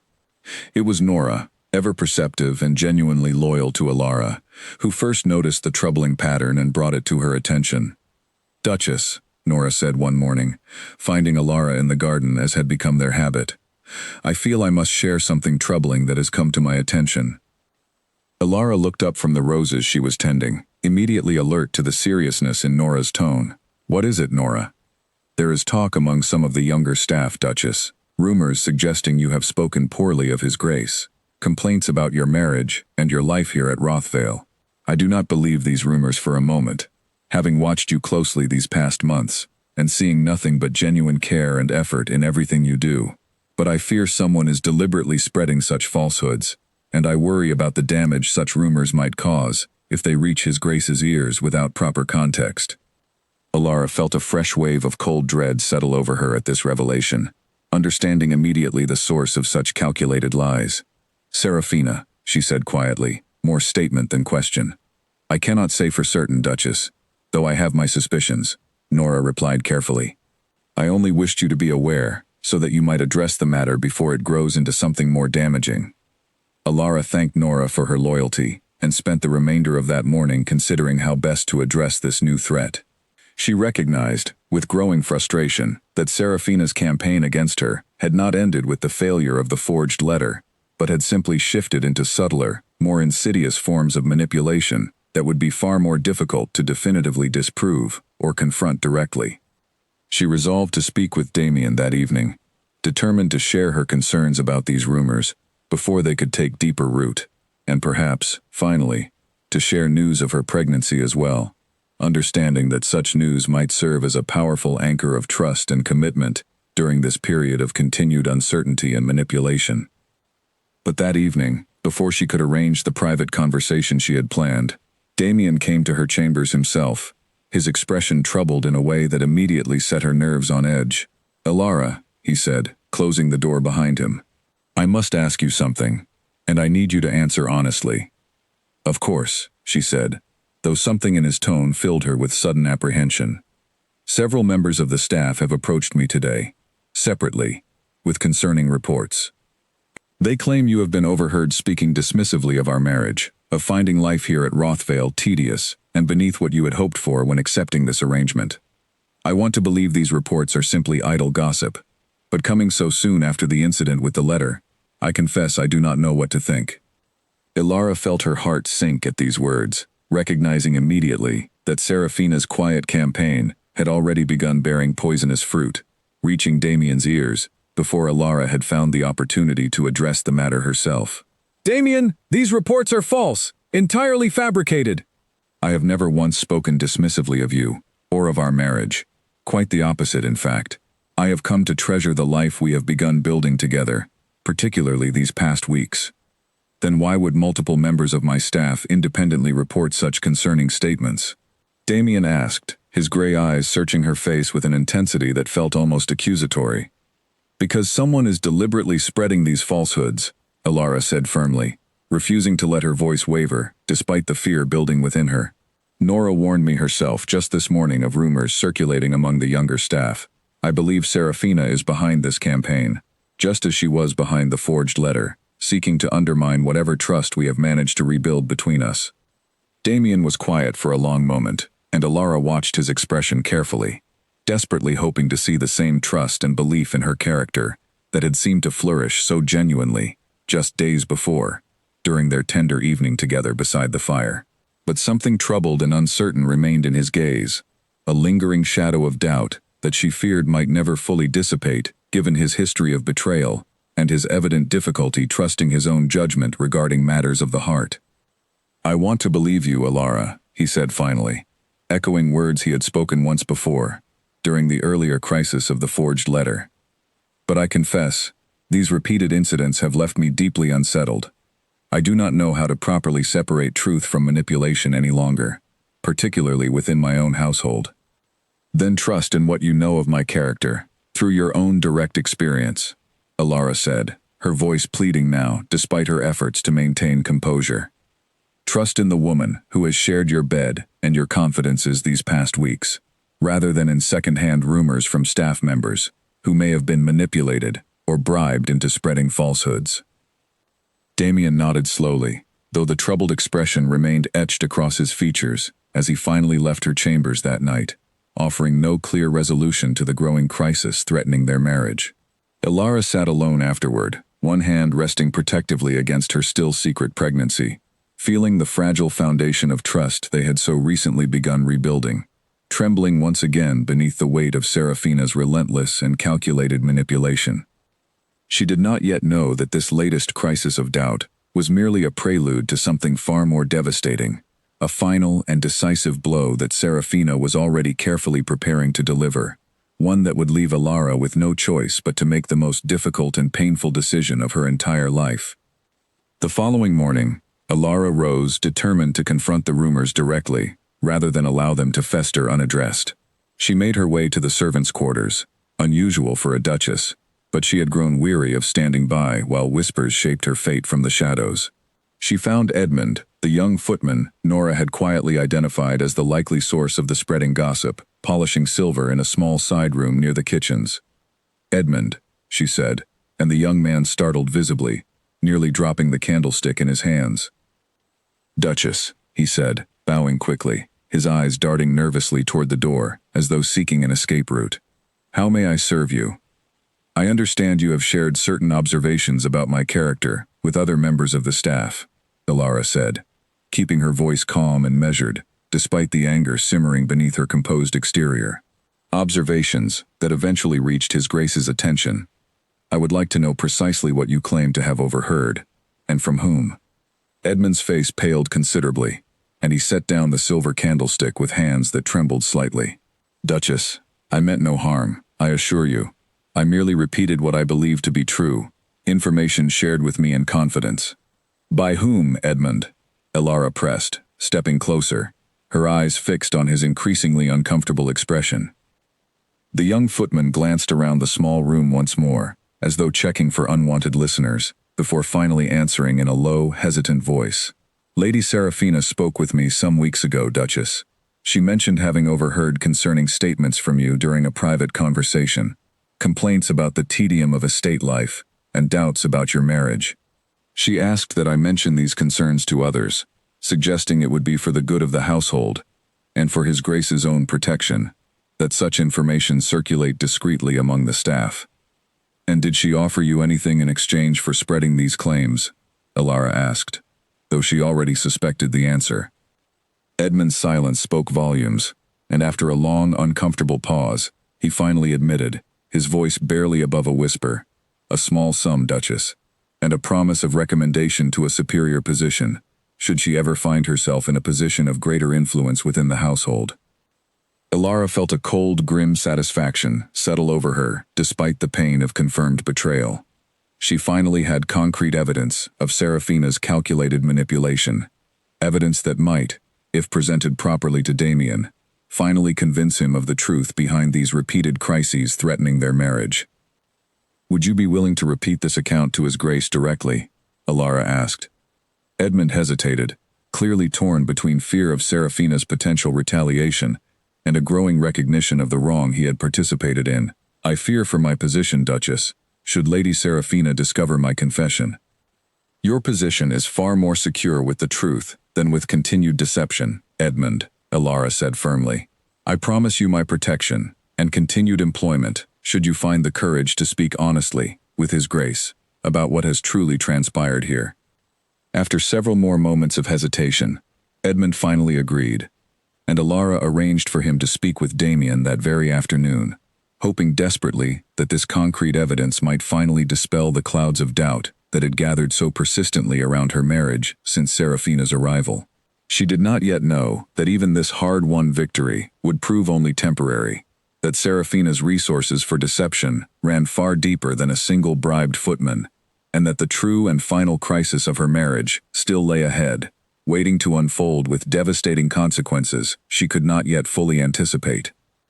Edmund's confession to Damien that afternoon should have marked a turning point in Alara's favor, and for a brief, hopeful moment, it seemed as though it might.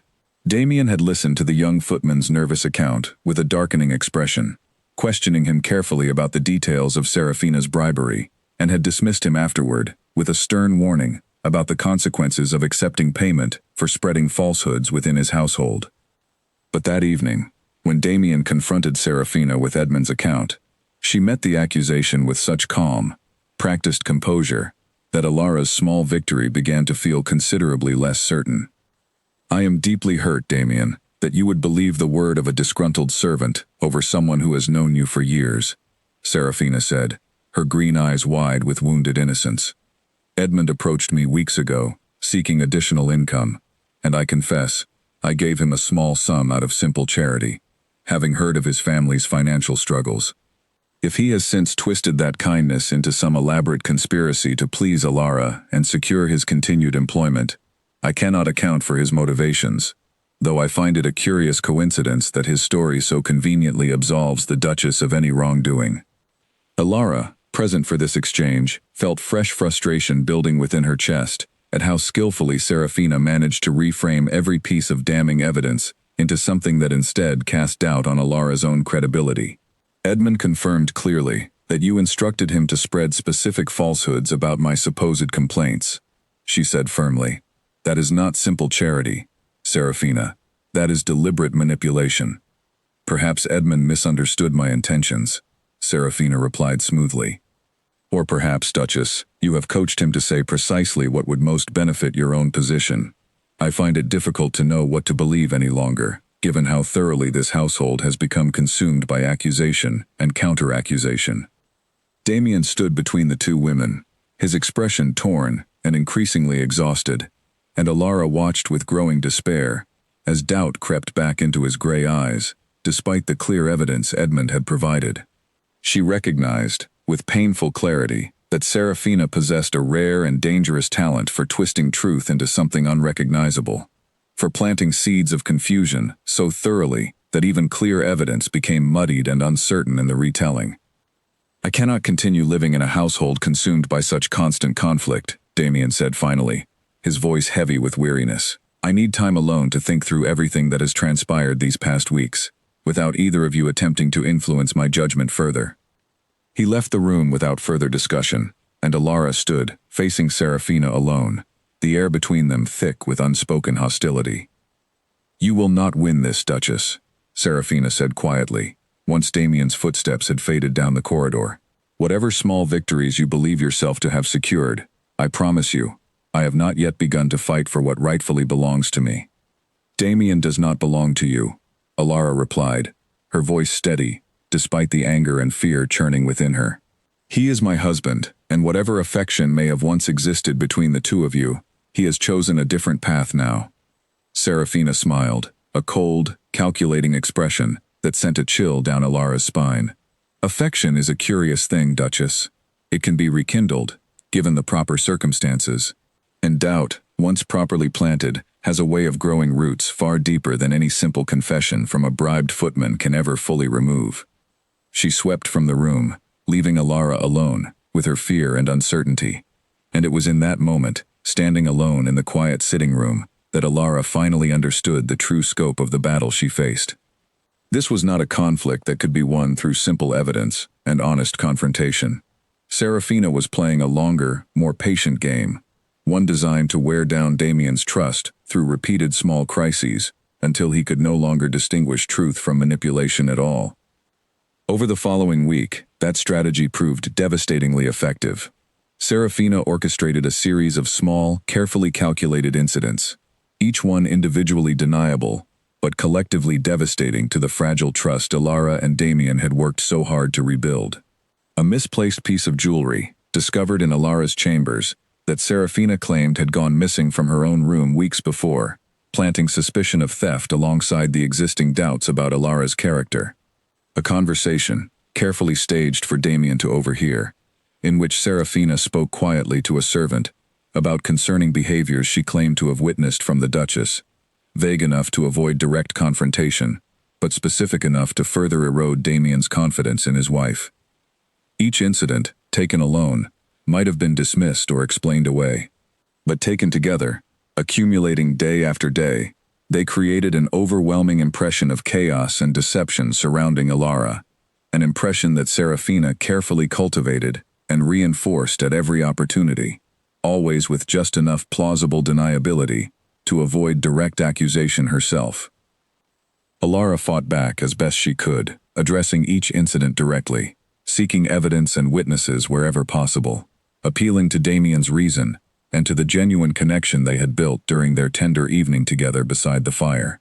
But she watched, with growing despair, as the cumulative weight of these repeated crises, slowly but steadily, wore away at her husband's resolve, replacing the warm trust that had briefly flourished between them with a wary, exhausted confusion that seemed to view every interaction, every explanation, every defense, with equal suspicion. The final blow came on a gray, overcast afternoon, nearly 3 weeks after Serafina's initial arrival at Rothvale Hall. Alara had been resting in her chambers, the morning sickness that had plagued her recently having grown more severe as her pregnancy progressed, when Grace arrived with an expression of such profound alarm that Alara knew immediately something terrible had occurred. "Duchess," Grace said, her voice trembling, "you must come quickly. His Grace has summoned you to his study. I fear something very serious has happened." Alara rose, despite her exhaustion, and made her way to Damien's study, her heart pounding with dread and uncertainty. She found him standing behind his desk once more, his face pale and drawn, a stack of documents spread before him that she did not immediately recognize. "Damien, what has happened?" she asked, closing the door behind her.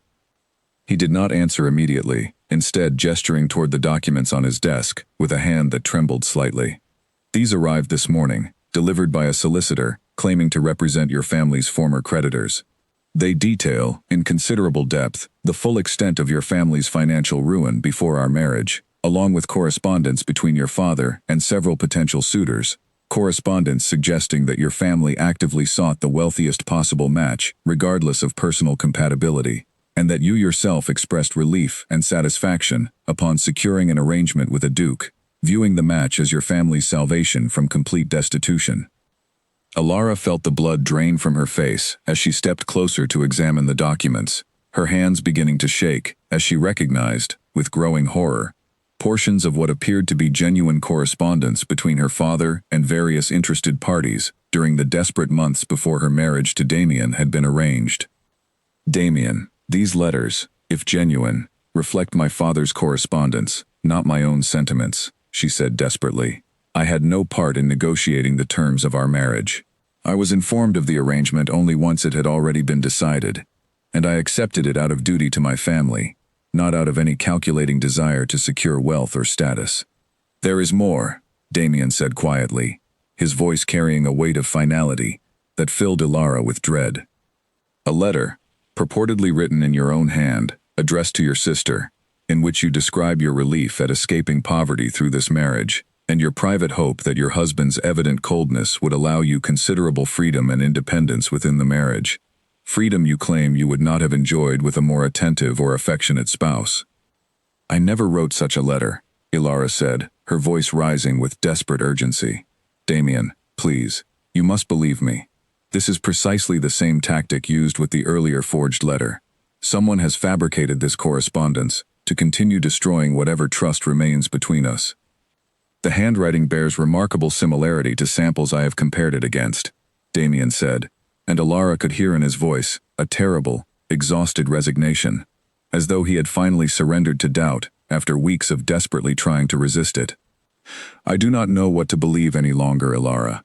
Every time I begin to trust you fully, some new piece of evidence emerges, suggesting deception. I cannot continue living this way, uncertain whether my wife genuinely cares for me or has simply been playing a calculated game since the moment we first met."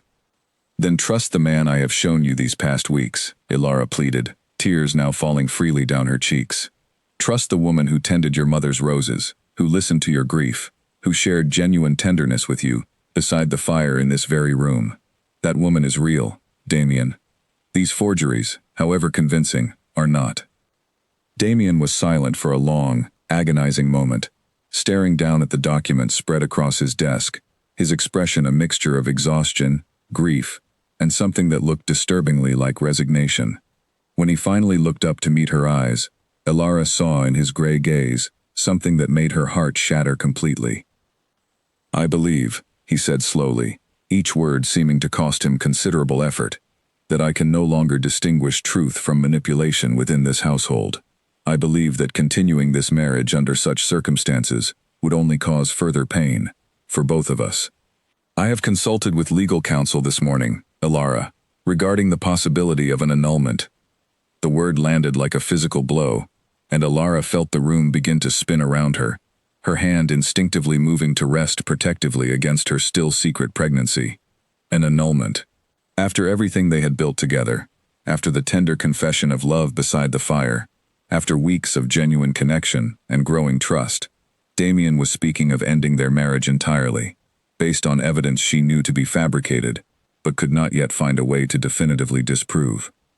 "Damien, please," she said, her voice breaking.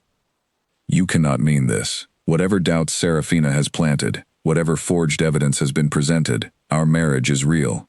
What we have built together is real." "I do not know what is real any longer," Damien said quietly, and there was genuine anguish in his voice, though his resolve seemed unshaken despite it. "I need clarity, Elara. I need to step back from this constant cycle of accusation and doubt before it destroys us both entirely. I am not saying this decision is final, but I must consider it seriously, given everything that has transpired." He would not meet her eyes as he spoke these final words, and Elara understood, with devastating clarity, that whatever battle she had been fighting these past weeks against Serafina's calculated manipulation, she had finally, definitively lost.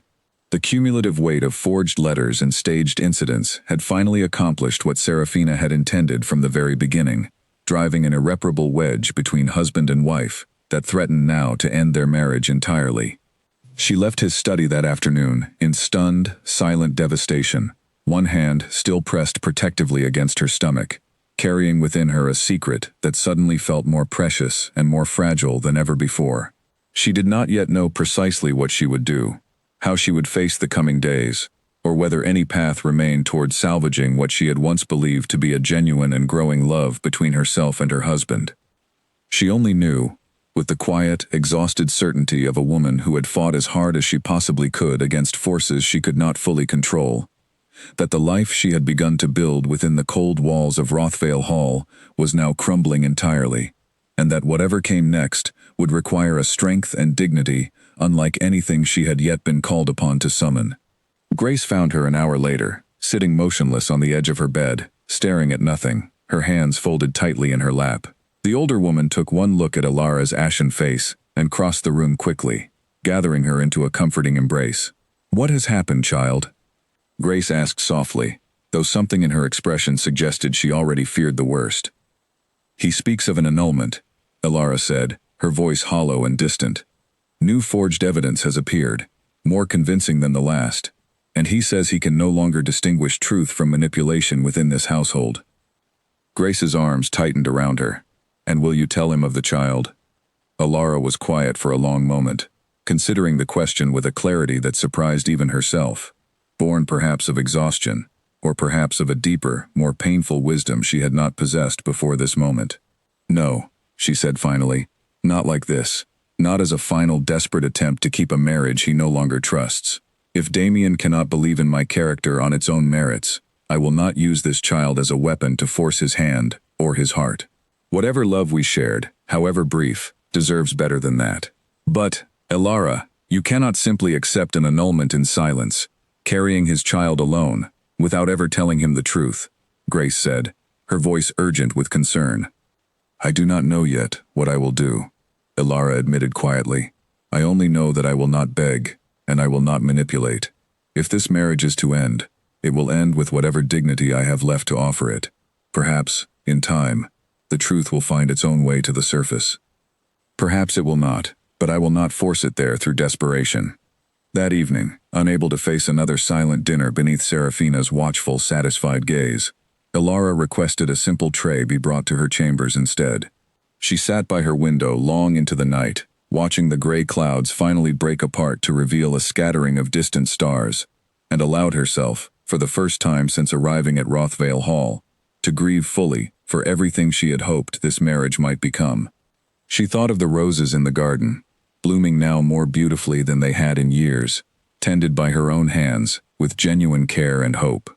She thought of the evening beside the fire, of Damien's quiet confession of love, of the tenderness that had passed between them that night. She thought of the child growing within her, innocent of all the chaos and manipulation surrounding its arrival into the world, deserving of a life filled with more stability and love than its parents' fractured marriage currently offered. Down the corridor, in her own well-appointed chambers, Serafina sat before her mirror, brushing her golden hair with slow, satisfied strokes, a small smile playing at the corners of her lips.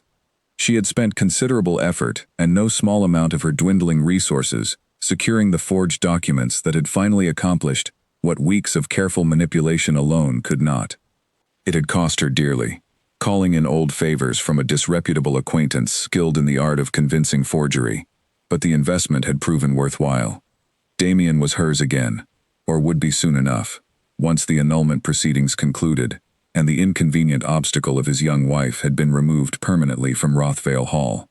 She did not concern herself with any guilt regarding the pain she had caused, viewing the entire matter as simply reclaiming what rightfully belonged to her, a position and a love she had foolishly abandoned years before, but now recognized as essential to securing her family's collapsing fortunes. She did not know, as she sat brushing her hair with such confident satisfaction that night, of the child growing within Ilara's body, a secret that would eventually unravel every careful calculation she had made, though that reckoning still lay some months in the future. For now, Serafina Vale believed herself victorious, and Ilara Ashcroft prepared herself, with quiet and devastating resolve, to face the ending of a marriage she had genuinely come to love, carrying within her a secret that she had chosen, out of pride and heartbreak, not yet to reveal. The annulment papers arrived at Rothvale Hall exactly 1 week after Damien first spoke the word aloud in his study, delivered by a solicitor with a carefully neutral expression, the kind of professional detachment that suggested he had delivered such devastating documents to countless households before this one, and had long since learned to mask whatever sympathy he might privately feel. Ilara received him in the small sitting room adjoining her chambers, having requested that the meeting take place there rather than in Damien's study, unwilling to face this particular humiliation, surrounded by the same walls where she had once received his confession of love. Damien did not attend the meeting himself, sending word instead that he trusted his solicitor to explain the terms clearly, and would be available afterward should Ilara have any questions requiring his direct attention. The absence stung more deeply than Ilara had expected, a final confirmation that whatever tenderness had once existed between them had been thoroughly extinguished by weeks of manipulation and doubt. She sat across from the solicitor, a thin, precise man named Mr. Caldwell, and listened as he explained, in careful legal language, the grounds upon which the Duke sought to have their marriage annulled. His Grace cites irreconcilable circumstances, arising from evidence of deception, regarding the true nature of the marriage arrangement, Mr. Caldwell explained, his voice carefully neutral. The annulment, should it proceed, would restore both parties to their prior legal status, as though the marriage itself had never occurred. As though it had never occurred. Ilara absorbed those words with a strange, hollow calm, understanding that they meant to erase not simply the legal bond between herself and Damien, but the entire chapter of her life she had spent within these walls, the roses she had tended, the tender confession beside the fire, every small and precious moment of genuine connection they had built together before Serafina's calculated manipulation had torn it all apart.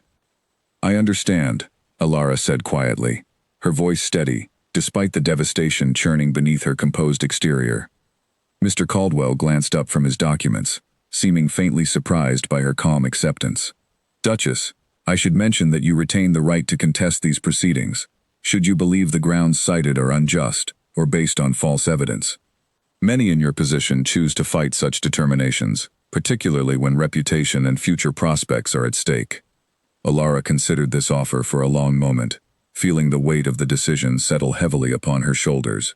She could fight, could demand a full investigation into the forged documents, could summon Edmund again to testify, could perhaps even hire investigators to trace the origins of the fraudulent correspondence back to Serafina's calculated scheme.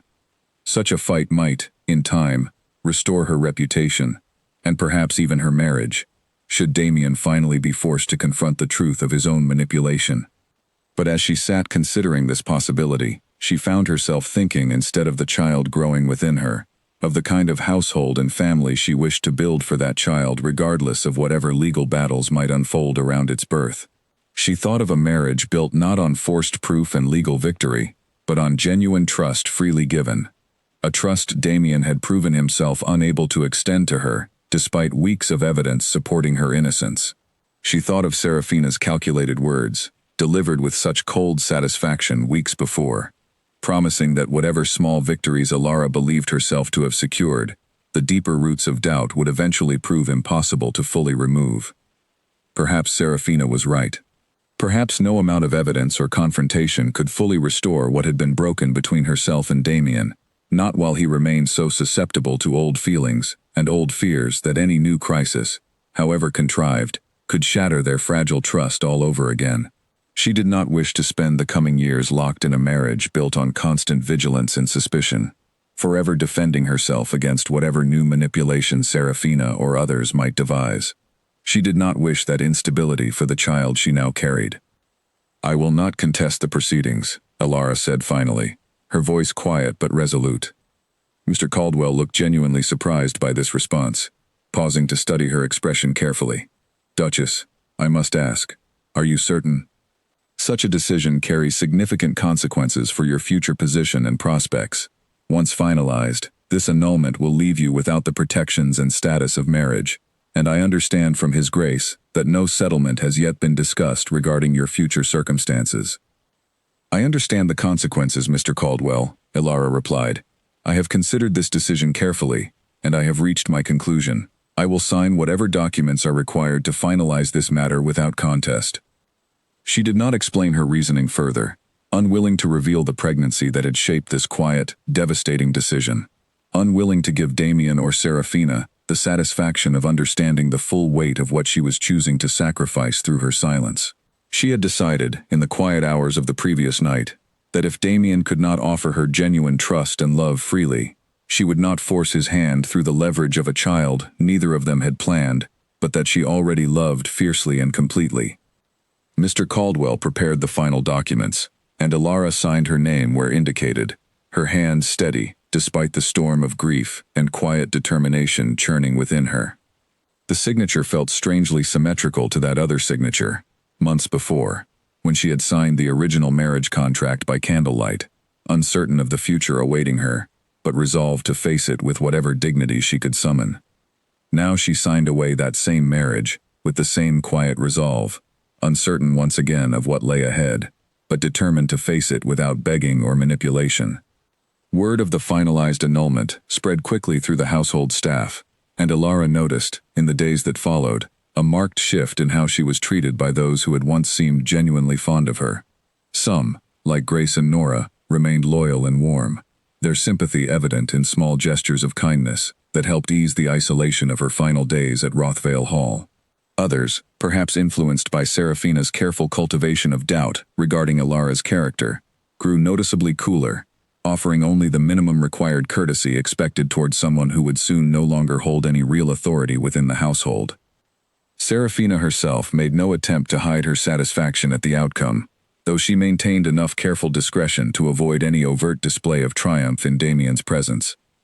Alara encountered her only once during those final difficult days, passing in a corridor near the library, and the brief exchange that followed confirmed everything Alara had already understood about the nature of the woman who had so thoroughly destroyed her marriage.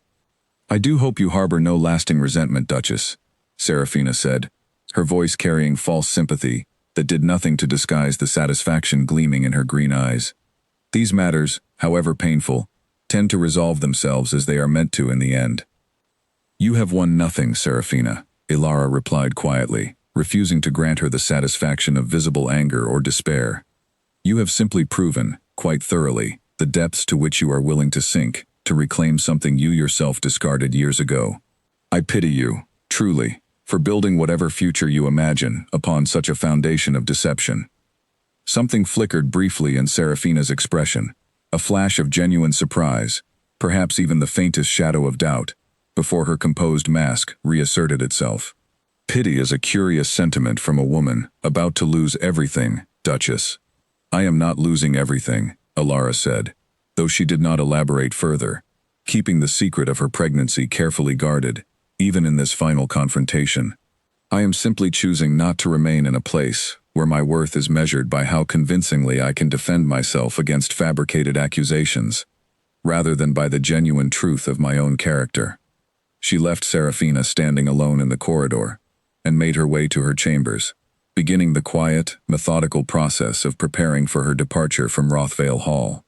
She packed only what truly belonged to her, refusing to take anything that might be construed as benefiting improperly from her brief tenure as Duchess, gathering instead her mother's locket, a small collection of personal letters from Beatrice, and the simple, worn tools she had used to tend the rose garden that had brought her such quiet comfort during her time in this cold, beautiful house.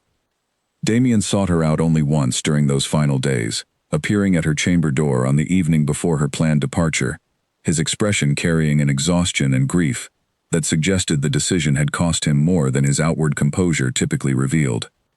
Alara, he said quietly, standing hesitantly at the threshold, I wish to speak with you before you leave, to ensure you have everything necessary for your journey, and to discuss arrangements for your future circumstances. I require nothing further from you, Damien, Alara said, her voice calm and even, despite the ache still lingering in her chest at the sight of him. I have made arrangements to stay with a distant relative in the countryside, and I have sufficient means to establish myself there independently. He studied her for a long moment, something troubled and uncertain flickering behind his gray eyes. I did not wish for things to end this way between us, Alara. I want you to know that, whatever else has transpired, the tenderness we shared, however brief, was genuine on my part. Alara felt a fresh wave of grief at these words, understanding that he still believed, even now, that his tenderness had been genuine, while questioning whether her own affection had been equally sincere. She could have told him then, could have revealed the pregnancy that would have forced him to reconsider everything, to demand further investigation into the forged documents, to perhaps even confront Serafina directly with accusations he had been too wounded and confused to properly consider before. But something in her, some deep and quiet pride, refused to use such powerful leverage to force a reconciliation he had not chosen freely. If Damien could not trust her without such proof, she did not wish for a marriage rebuilt upon obligation, rather than genuine faith in her character. I wish you well, Damien, she said instead, her voice steady, despite the tears threatening at the corners of her eyes. I hope you find the peace and clarity you have been seeking these past weeks. He nodded slowly, seeming to understand that whatever remained unspoken between them would remain so, at least for now. And I wish the same for you, Alara. Truly. He left without further words, and Alara closed her chamber door quietly behind him, sinking onto the edge of her bed as the full weight of the moment finally overwhelmed her carefully maintained composure. She wept quietly into the darkness, mourning not simply the loss of her marriage, but the loss of a future she had genuinely believed herself building, a partnership and love that had seemed so close to blossoming fully before Serafina's calculated cruelty had torn it irreparably apart. But even amid her grief, one hand resting protectively against her stomach, Alara felt something else stirring within her alongside the sorrow, a quiet, unshakable resolve. Whatever pain this ending had brought, she would not allow it to break her. She had survived her family's ruin, had survived a cold and distant husband, had fought as hard as any woman could against Serafina's relentless manipulation. She would survive this too, and she would raise her child, Damien's child, with whatever strength and love she possessed, regardless of the circumstances that had brought that precious new life into being. Tomorrow, she would leave Rothvale Hall behind forever, carrying with her only her small collection of belongings and the secret that remained hers alone to protect. Whatever future awaited her beyond these cold stone walls, She intended to face it with the same quiet dignity that had carried her through every difficulty life had presented thus far. She fell asleep that night, with tears still drying on her cheeks, but her hand remained steady and protective against her stomach, a silent promise to the child growing within her that whatever else might be uncertain about the road ahead, it would never lack for its mother's fierce and unwavering love. Grace arrived early the next morning to help with the final preparations, her own eyes red-rimmed from a night of quiet weeping on Alara's behalf. Together they folded the last of Alara's simple belongings into a single traveling case, and Grace pressed a small pouch of coins into her hand, insisting, despite Alara's protests, that she take whatever modest savings the older woman had managed to set aside over her years of service. "I will not have you arrive at your cousin's cottage with nothing to your name," Grace said firmly, closing Alara's fingers around the pouch. "You have given this household more genuine kindness in a few short months than it has seen in years. Let an old woman repay a small portion of that kindness now." Alara embraced her tightly, unable to find words adequate to the gratitude and affection she felt for this loyal woman who had become something like family during her brief time at Rothvale. "I will write to you, Grace, once I am settled. I promise you that." "See that you do," Grace said, her voice thick with emotion. "And know that whatever happens, whatever anyone in this house may believe of you, I know the truth of your character, and I will carry that truth with me always."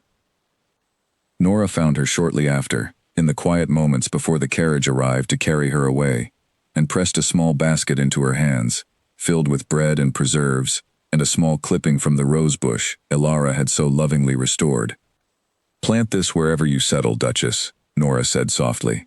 "Let something beautiful grow from what began here, even if the rest of it could not survive." Alara accepted the clipping, with tears threatening once more, understanding the depth of meaning behind such a simple gift.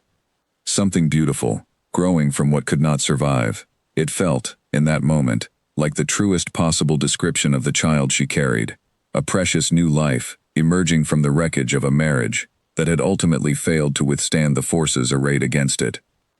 The carriage arrived precisely at midday, and Alara made her way down the grand staircase of Rothvale Hall for the final time, passing beneath the portraits of stern ancestors who had watched her arrival months before, with such silent judgment.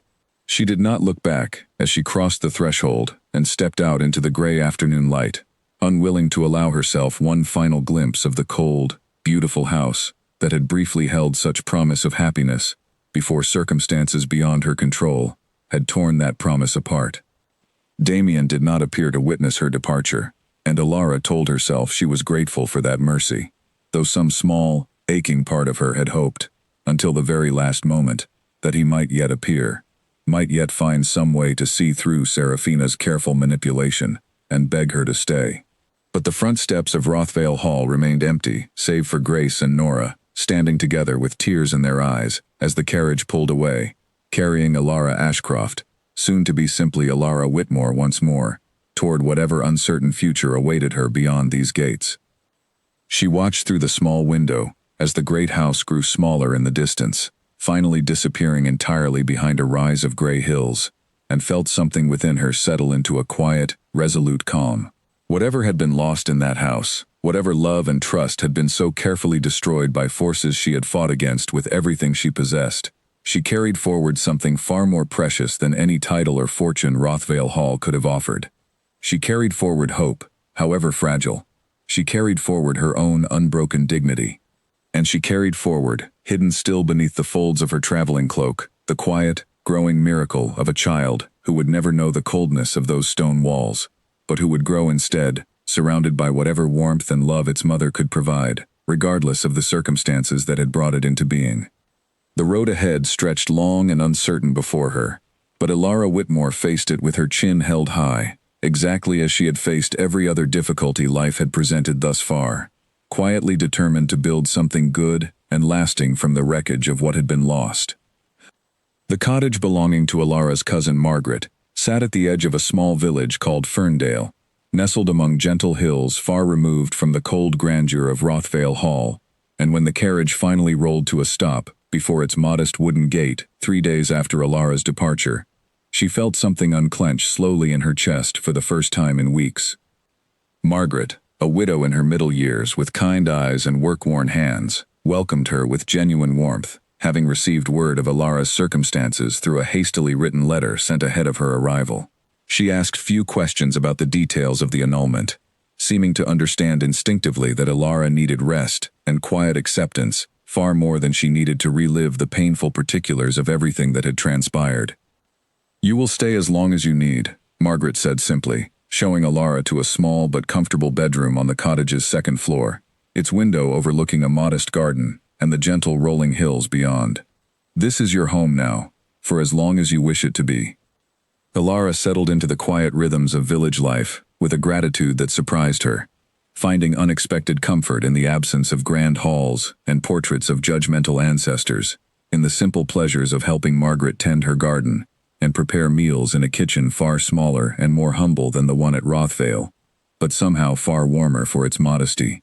She told Margaret, within her first week of settling in, of her pregnancy, and her cousin received the news with immediate, unwavering support. "We will manage," Margaret said firmly, taking Alara's hands in her own weathered ones. "Whatever the world may think of an unmarried mother, this child will know nothing but love within these walls. I promise you that." As the weeks passed and Alara's pregnancy progressed, she found herself gradually settling into a new identity, separate from the Duchess she had briefly been at Rothvale Hall.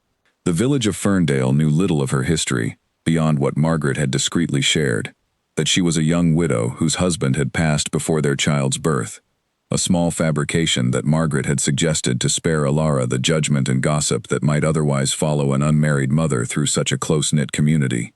Alara had hesitated initially at the deception, but eventually accepted the wisdom of it, understanding that her child deserved to grow up free from the particular cruelty that small villages often reserved for those who deviated from expected social conventions. She wrote regularly to Beatrice, though she was careful in these letters to reveal only what was necessary, unwilling to burden her younger sister with the full weight of everything that had transpired at Rothvale Hall. She spoke, instead of settling into a peaceful new life in the countryside, of finding contentment in simpler pleasures, allowing Beatrice to believe that the annulment, while painful, had ultimately proven for the best.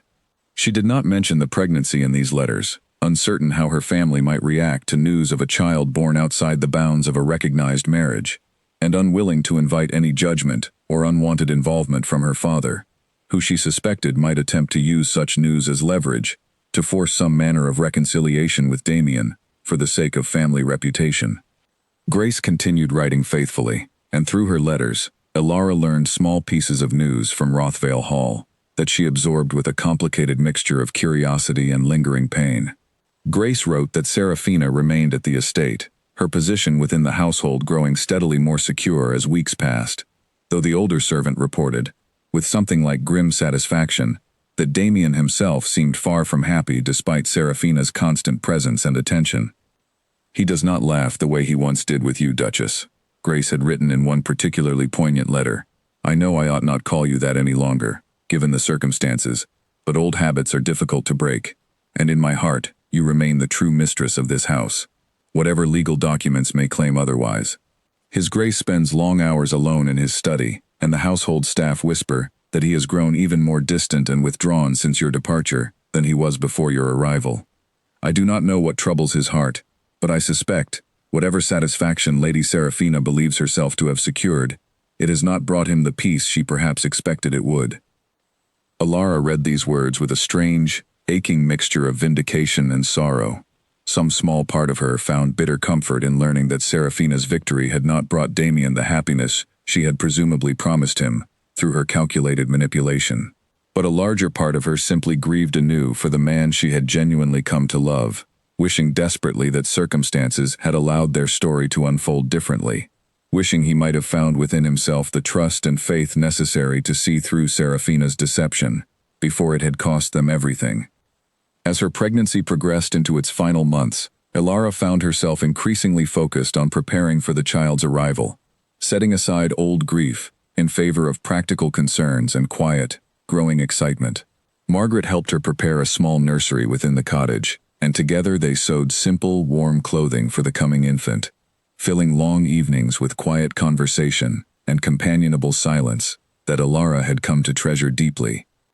She planted Nora's rose clipping in a small plot beside the cottage's front door, tending it with the same careful devotion she had once given to Damien's mother's roses at Rothvale Hall, and found genuine, quiet joy in watching it slowly take root and begin to flourish in its new soil. Something beautiful, growing from what could not survive, exactly as Nora had promised. The small rosebush became, in Alara's mind, a living symbol of her own resilience, proof that beauty and new life could indeed emerge from even the most painful and devastating circumstances. The village physician, an elderly man named Dr. Pemberton who had attended most of Ferndale's births for the past 3 decades, examined Alara regularly as her pregnancy advanced, pronouncing both mother and child healthy and progressing well despite the emotional turmoil that had preceded her arrival in the village. Alara found comfort in these regular examinations, in the steady confirmation that despite everything she had endured, the small life growing within her remained strong and thriving. She thought often, during those quiet months, of the child's future, of what kind of life she wished to build for it despite the absence of its father, despite the circumstances of scandal and heartbreak that had shaped its conception. She resolved that whatever else might be uncertain about the road ahead, her child would grow up knowing genuine love and stability, would never feel the coldness and isolation Alara herself had experienced during those early months of her marriage, before genuine connection had briefly, tragically blossomed between herself and Damien. She did not yet know, during those peaceful months of quiet preparation in Ferndale, that events at Rothvale Hall were slowly but steadily building toward a reckoning that would eventually, inevitably, bring Damien Ashcroft back into her life, forced finally to confront the truth of Serafina's calculated deception and the devastating cost of his own misplaced trust. For now, she simply focused on the quiet, precious work of preparing for motherhood, finding unexpected peace in the humble cottage that had become her refuge, and drawing strength each day from the small rosebush blooming steadily beside her front door, a living testament to her own unbreakable resilience in the face of even the most devastating heartbreak. One evening in early autumn, as the leaves surrounding Ferndale began their slow transformation into brilliant shades of gold and crimson, Alara sat on the small bench beside her rosebush, one hand resting against the considerable weight of her advanced pregnancy, watching the sunset paint the sky above the gentle hills in soft shades of orange and pink. Margaret joined her quietly, settling onto the bench beside her, and for a long while neither woman spoke, simply enjoying the peaceful beauty of the evening together. "Do you regret it?" Margaret asked finally, her voice gentle, choosing silence rather than fighting to reveal the truth of what Serafina did. Alara considered the question carefully before answering, watching the last rays of sunlight fade slowly behind the distant hills. "Some days, yes," she admitted honestly. "Some days, I wonder what might have happened had I fought harder, had I revealed my pregnancy immediately and forced Damien to properly investigate the forged documents, rather than simply accepting the easier path of an uncontested annulment. But most days, I find peace in the decision I made. I did not wish to trap him into a marriage he no longer trusted, built upon obligation rather than genuine faith in my character. If he could not see the truth clearly on his own, forcing it upon him through the leverage of a child would have felt like its own kind of manipulation, however different from Serafina's calculated cruelty. "And if he never learns the truth?" Margaret asked softly. "If this child grows up never knowing its father, never knowing the full story of what truly happened at Rothvale Hall?" Alara was quiet for a long moment, her hand moving gently over her rounded stomach, feeling the small, reassuring movements of the child within. "Then I will have given my child something perhaps even more valuable than a father," she said finally. "I will have given it a mother who chose dignity over desperation, who refused to build a life on manipulation and forced obligation, however painful that choice may have proven. Whatever else this child inherits from its complicated beginning, I hope it will inherit that lesson above all others. That true love and trust cannot be forced or manufactured through leverage or deception. They must be freely given, or they are not truly love at all." Margaret reached over and squeezed her hand gently, and together, they watched the final light fade from the autumn sky. Two women bound by blood and circumstance, drawing quiet strength from each other as they awaited the arrival of new life that would soon change everything once again. The child came 3 weeks later, on a cold, clear night, when the stars hung bright and sharp above Ferndale, arriving after long hours of difficult labor that tested every reserve of strength Elara possessed. Dr. Pemberton attended throughout the night, with Margaret at her side offering quiet encouragement and a steady hand to grip through each wave of pain. And when the first cries of new life finally filled the small cottage bedroom, Elara felt a joy so profound and overwhelming that it briefly eclipsed every hardship and heartbreak that had preceded this moment. "A son, Duchess," Dr. Pemberton said, using the old title out of habit as he placed the small, wriggling bundle into Elara's exhausted but eager arms. "Strong lungs on this one, and a healthy color. He will do well, I think." Elara stared down at her son for the first time, tears streaming freely down her face as she took in the small, perfect features, the dark hair already visible on his tiny head, the pale gray eyes that opened briefly to regard her with the unfocused curiosity of the newly born. Those eyes, she realized with a fresh wave of emotion, were unmistakably his father's eyes, the same striking color as storm clouds before rain, and seeing them looking up at her from her own child's face brought forth a complicated tangle of joy and lingering grief that she suspected would never fully resolve itself. "What will you name him?" Margaret asked softly, settling onto the edge of the bed beside her, her own eyes bright with tears of joy, for the child she already loved, as though he were her own grandson. Elara considered the question carefully, looking down at her son's small, sleeping face, thinking of everything that had brought this precious new life into being, the love and heartbreak, the resilience and quiet dignity that had carried her through every difficulty to reach this moment of overwhelming joy. "Alexander," she said finally, the name feeling right the moment she spoke it aloud. "Alexander Whitmore. A strong name, for a child who will need to be strong, growing up in circumstances that will surely present their own particular challenges." "A beautiful name," Margaret agreed, reaching out to gently touch the infant's tiny hand, watching in delight as his small fingers instinctively curled around her own. "Welcome to the world, little Alexander." In the days and weeks that followed, Elara settled into the exhausting but deeply fulfilling rhythms of new motherhood, finding in her son's presence a source of joy and purpose that helped ease, gradually, the lingering pain of everything she had lost at Rothvale Hall.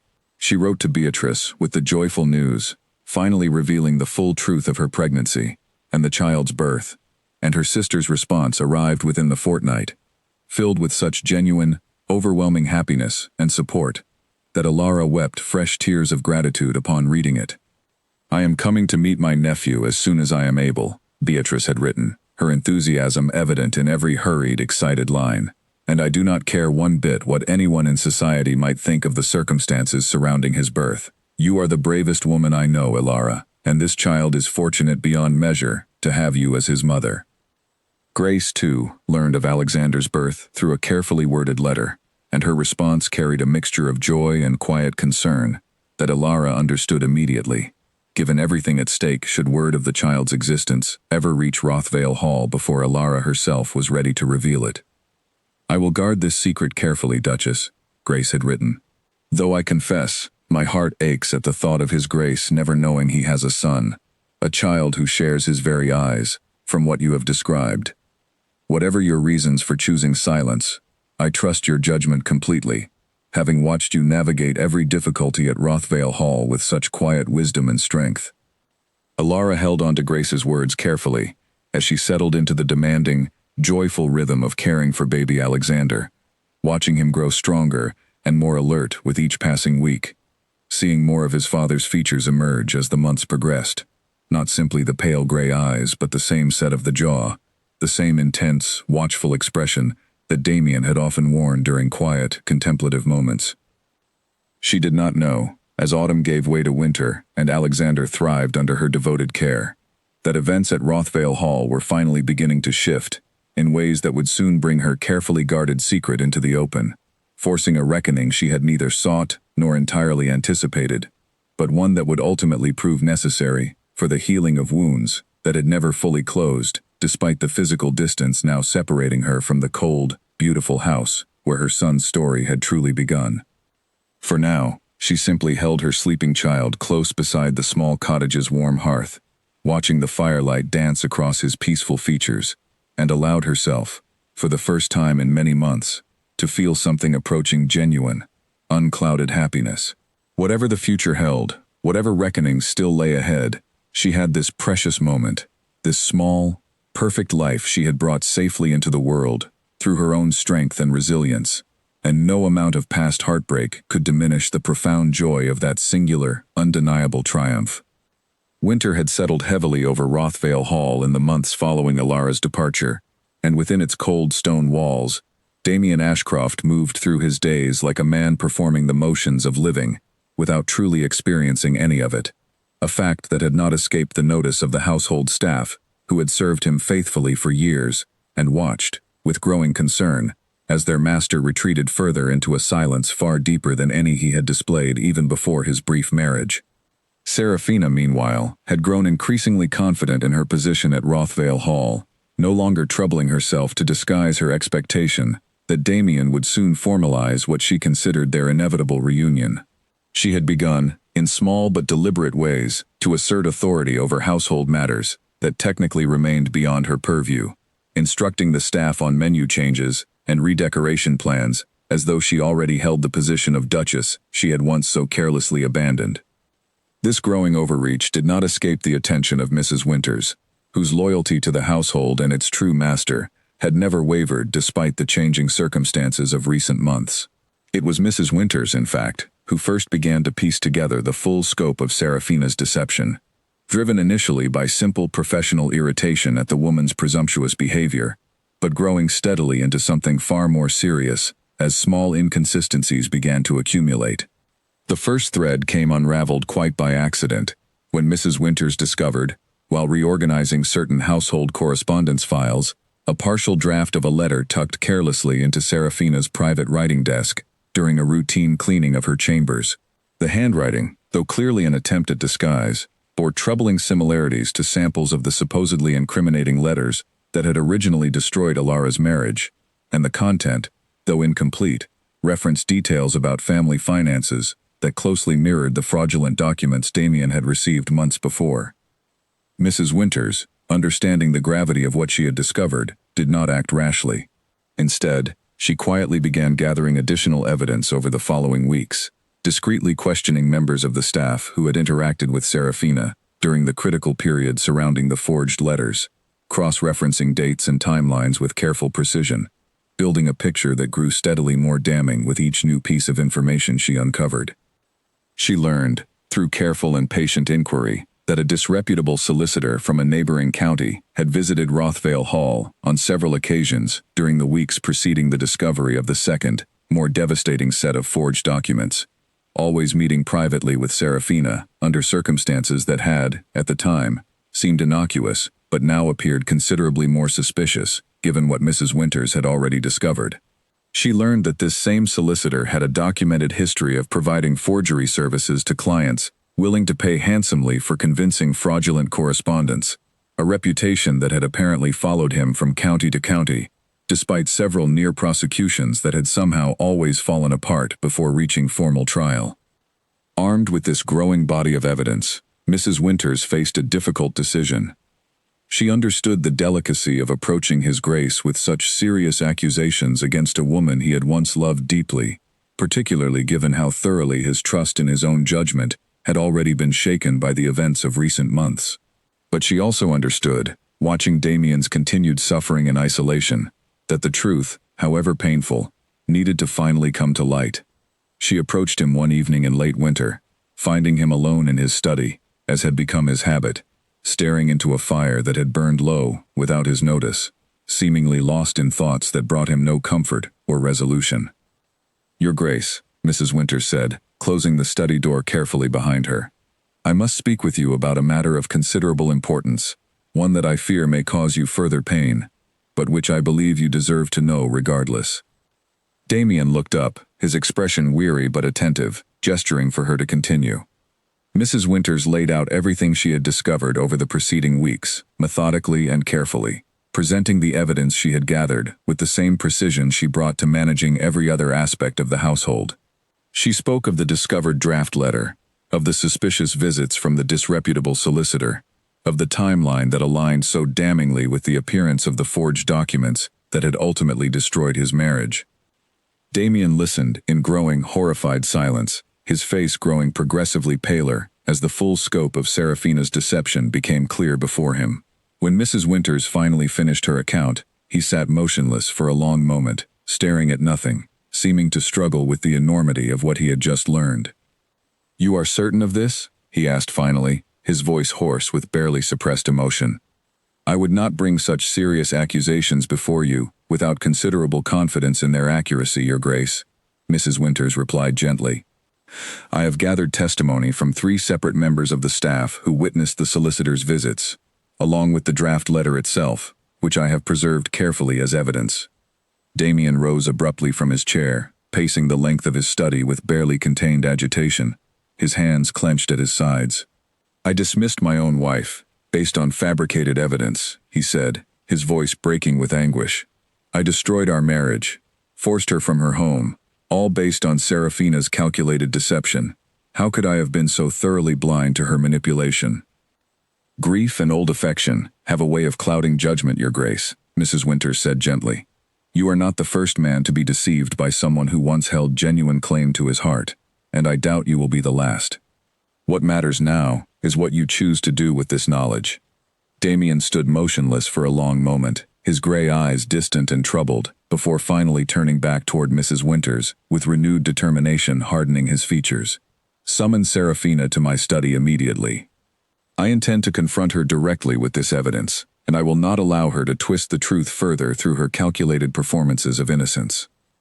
Serafina arrived within the quarter hour, her expression carrying the same confident, satisfied composure she had maintained throughout her extended stay at Rothvale Hall, clearly unaware of the reckoning awaiting her. That confidence faltered visibly, however, the moment Damien laid the gathered evidence before her, his expression cold and unforgiving, in a way she had perhaps never before witnessed from him. "Explain this," Damien said, his voice low and dangerous, gesturing toward the draft letter and the documented testimony Mrs. Winters had compiled. "Explain why a disreputable solicitor, known for forgery services, made repeated private visits to you during the exact period when fraudulent documents mysteriously appeared, documents that ultimately convinced me to annul my marriage to an innocent woman."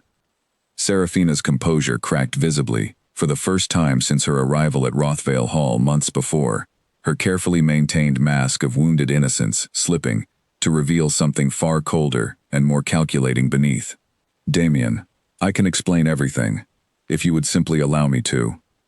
"I have allowed you considerable latitude these past months, Serafina," Damien interrupted, his voice carrying a fury Alara herself had rarely witnessed during their brief marriage. "I trusted you when I should have questioned you more carefully. I doubted my own wife's integrity, while extending you every benefit of doubt, based solely on old affection and misplaced loyalty to a woman who abandoned me once, already at considerable cost to my own dignity and reputation. I will not make that mistake again. Tell me the truth, now, or I will summon the local magistrate and let the full weight of the law determine your fate instead." Faced with such definitive evidence and such uncharacteristic fury from a man she had clearly believed she could continue manipulating indefinitely, Serafina's composure finally shattered entirely. She confessed, in halting, increasingly desperate tones, to the full scope of her deception, admitting to forging both sets of documents with the solicitor's assistance, admitting to bribing Edmund and spreading false rumors among the staff, admitting that her return to Rothvale Hall had been motivated not by genuine love or financial desperation, but by cold calculation, following the collapse of a more advantageous match she had pursued instead of marrying Damien years before.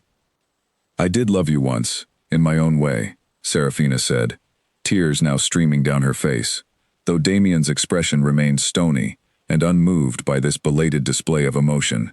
"But when the opportunity for a more advantageous match presented itself all those years ago, I could not resist the temptation of greater wealth and status.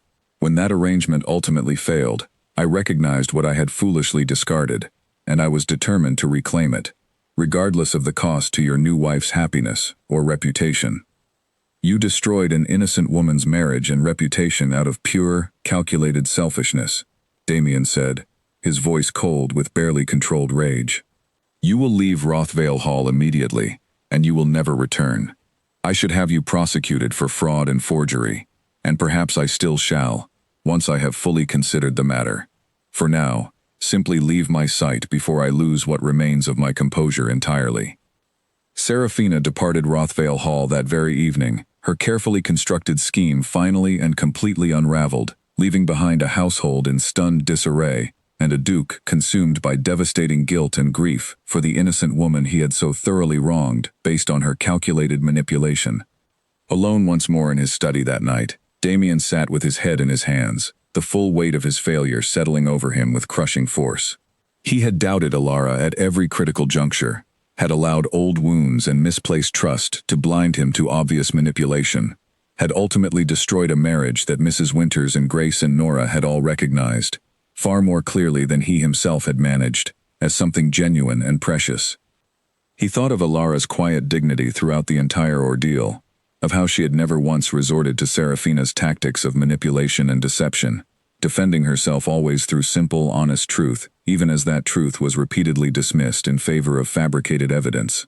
He thought of her tears, the night he had first spoken of annulment, of her calm acceptance of the final proceedings, never once begging or pleading for a reconsideration she clearly believed, correctly as it turned out, would not be granted regardless of her efforts. He had let her go without a proper fight to understand the truth, and now, faced with undeniable proof of his own catastrophic error, he understood that he owed her far more than a simple apology, however heartfelt. He owed her the truth, fully and completely revealed, along with whatever amends he could possibly offer for the devastating pain his misplaced trust had caused her.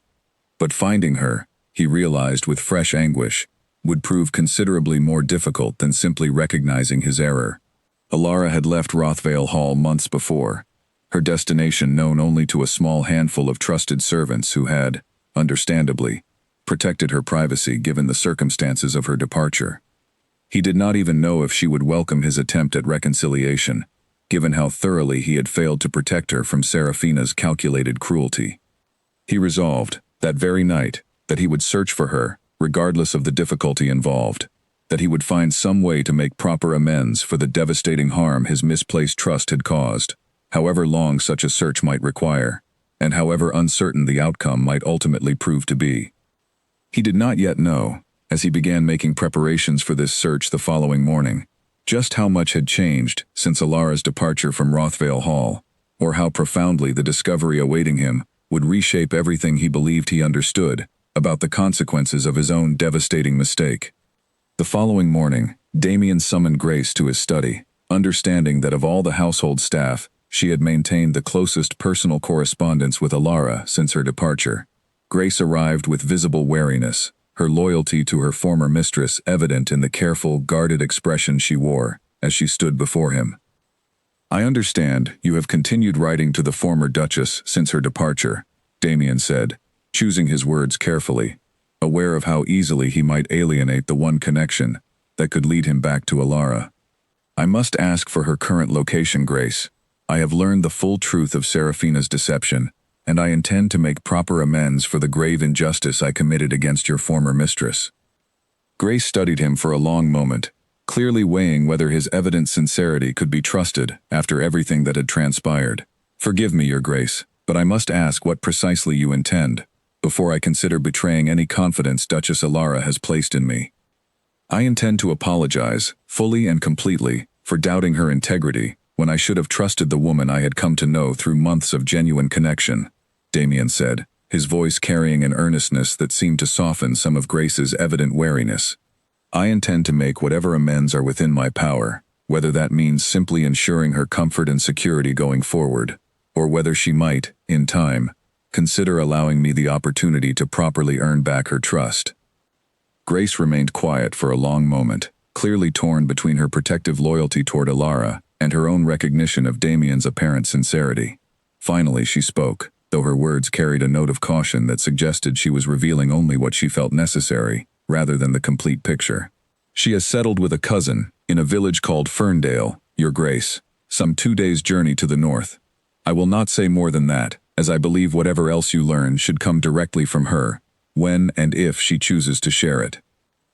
Damien nodded, understanding the implicit warning in Grace's carefully measured words, sensing that there was something more significant awaiting him in Ferndale than simply a former wife who might or might not welcome his attempt at reconciliation. "Thank you, Grace.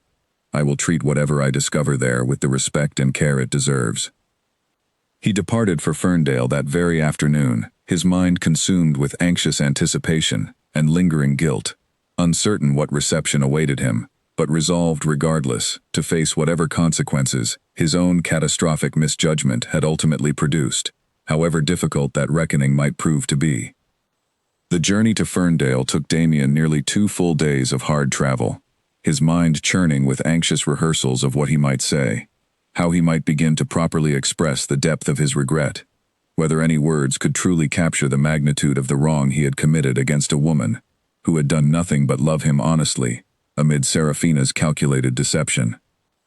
He arrived in the small village on a cold, clear afternoon in early winter, snow dusting the rooftops and hedgerows in a delicate white coating that lent the humble cottages a quiet, peaceful beauty, entirely different from the grand, cold splendor of Rothvale Hall. He made careful inquiries at the local inn, learning quickly the location of a cottage belonging to a widow named Margaret, where a young woman, matching Alara's description, had reportedly been residing for several months. His heart pounded, with a mixture of anticipation and dread, as he approached the small wooden gate, noting with a pang of recognition the rose bush blooming improbably beside the front door, despite the winter chill, its hardy blooms a testament to careful, devoted cultivation that could only have come from Alara's own patient hands. He paused at the gate for a long moment, gathering his courage, before finally making his way up the short path and knocking firmly at the cottage door. It was Margaret who answered, studying him with immediate wariness once he introduced himself, her expression hardening with protective suspicion that told him clearly how much Alara must have shared about the pain he had caused her. "I do not believe my cousin wishes to receive visitors from Rothvale Hall," Margaret said firmly, moving to close the door. "Please," Damien said quickly, stepping forward slightly. "I have learned the truth of Serafina's deception. I know now that everything Alara told me was genuine, that I destroyed our marriage based on fabricated evidence I should never have believed. I have come to apologize, and to make whatever amends might be possible, however inadequate they may prove." Margaret studied him for a long moment, clearly weighing his sincerity, before finally stepping back slightly from the doorway. "Wait here," she said, her tone still guarded. "I will see if she is willing to speak with you at all." She disappeared into the cottage's interior, leaving Damien standing anxiously at the threshold, his breath visible in the cold winter air, his heart pounding with an anxiety he had rarely experienced in his life. Several long minutes passed before Margaret returned, and behind her, moving slowly into view, came Alara herself. Damien's breath caught at the sight of her. She looked different somehow, softer perhaps, or perhaps simply more settled and at peace than the strained, anxious woman he had last seen at Rothvale Hall. But it was not simply her changed demeanor that struck him with sudden, overwhelming force. It was the small bundle cradled carefully in her arms, wrapped warmly against the winter cold, a tiny face just visible beneath the soft blankets, gazing up at his mother with wide, curious eyes. Pale gray eyes, his own eyes, unmistakably, gazing back at him from an infant's small, perfect face. Damien felt the ground seem to shift beneath his feet as the full weight of realization crashed over him. "Alara," he said, his voice barely more than a whisper. Is he?" "His name is Alexander," Alara said quietly, her expression carefully guarded, but not entirely closed off, watching Damien's reaction with careful attention. "He is 4 months old, and yes, Damien, he is your son." Damien stood frozen at the threshold, staring at the small child in stunned, overwhelming silence, a torrent of emotions crashing through him with such force that he could barely process them individually. Shock, wonder, overwhelming, crushing guilt at everything Alara must have endured alone, carrying and birthing his child without his knowledge or support, while he remained ignorant at Rothvale Hall, consumed by doubt he now understood to have been entirely, catastrophically misplaced. "Why did you not tell me?" He finally managed to ask, his voice thick with emotion. "Alara, why would you carry such news alone? Why would you not use it to demand I properly investigate the truth before proceeding with the annulment?" Alara's expression grew complicated, layers of old pain and considered resolve evident in her careful response. Because I would not force your trust through obligation, Damien. If you could not believe in my innocence, based on the truth of my character alone, I did not wish to manipulate your decision through the leverage of a child neither of us had planned. I wanted your faith in me to be freely given, not extracted through guilt or duty toward an unborn child. Damien absorbed these words with fresh, overwhelming shame, understanding the profound dignity and strength such a decision had required, recognizing that Alara had shown him, even in the depths of her own pain and betrayal, an integrity and selflessness that made his own catastrophic failure of trust all the more devastating by comparison. I have wronged you so completely, he said, his voice breaking with genuine anguish. I doubted you at every turn, believed fabricated evidence over the truth of your character, forced you from your home while carrying my child, and left you to face that burden entirely alone. I do not know how I can possibly begin to make amends for such a catastrophic failure. You can begin, Alara said carefully, by understanding that trust, once broken so thoroughly, cannot simply be restored through a single apology, however sincere. I believe you regret what happened, Damien. I can see that clearly in your face. But regret alone does not undo months of doubt and suspicion, nor does it erase the pain of facing childbirth and early motherhood entirely alone, without the support of the man who fathered my child. Then tell me what I must do, Damien said earnestly, taking a hesitant step closer, his eyes still fixed with wondering tenderness on his son's small, peaceful face. I will do whatever is required to earn back even a fraction of your trust, Alara. I will not ask for immediate forgiveness, nor will I attempt to force any reconciliation you are not genuinely ready to consider. But I ask that you allow me the opportunity to try, to demonstrate through sustained action, rather than mere words, that I am capable of being the husband and father you and Alexander deserve. Alara studied him for a long moment, searching his expression carefully, weighing the sincerity of his words against the devastating pain of everything that had transpired between them.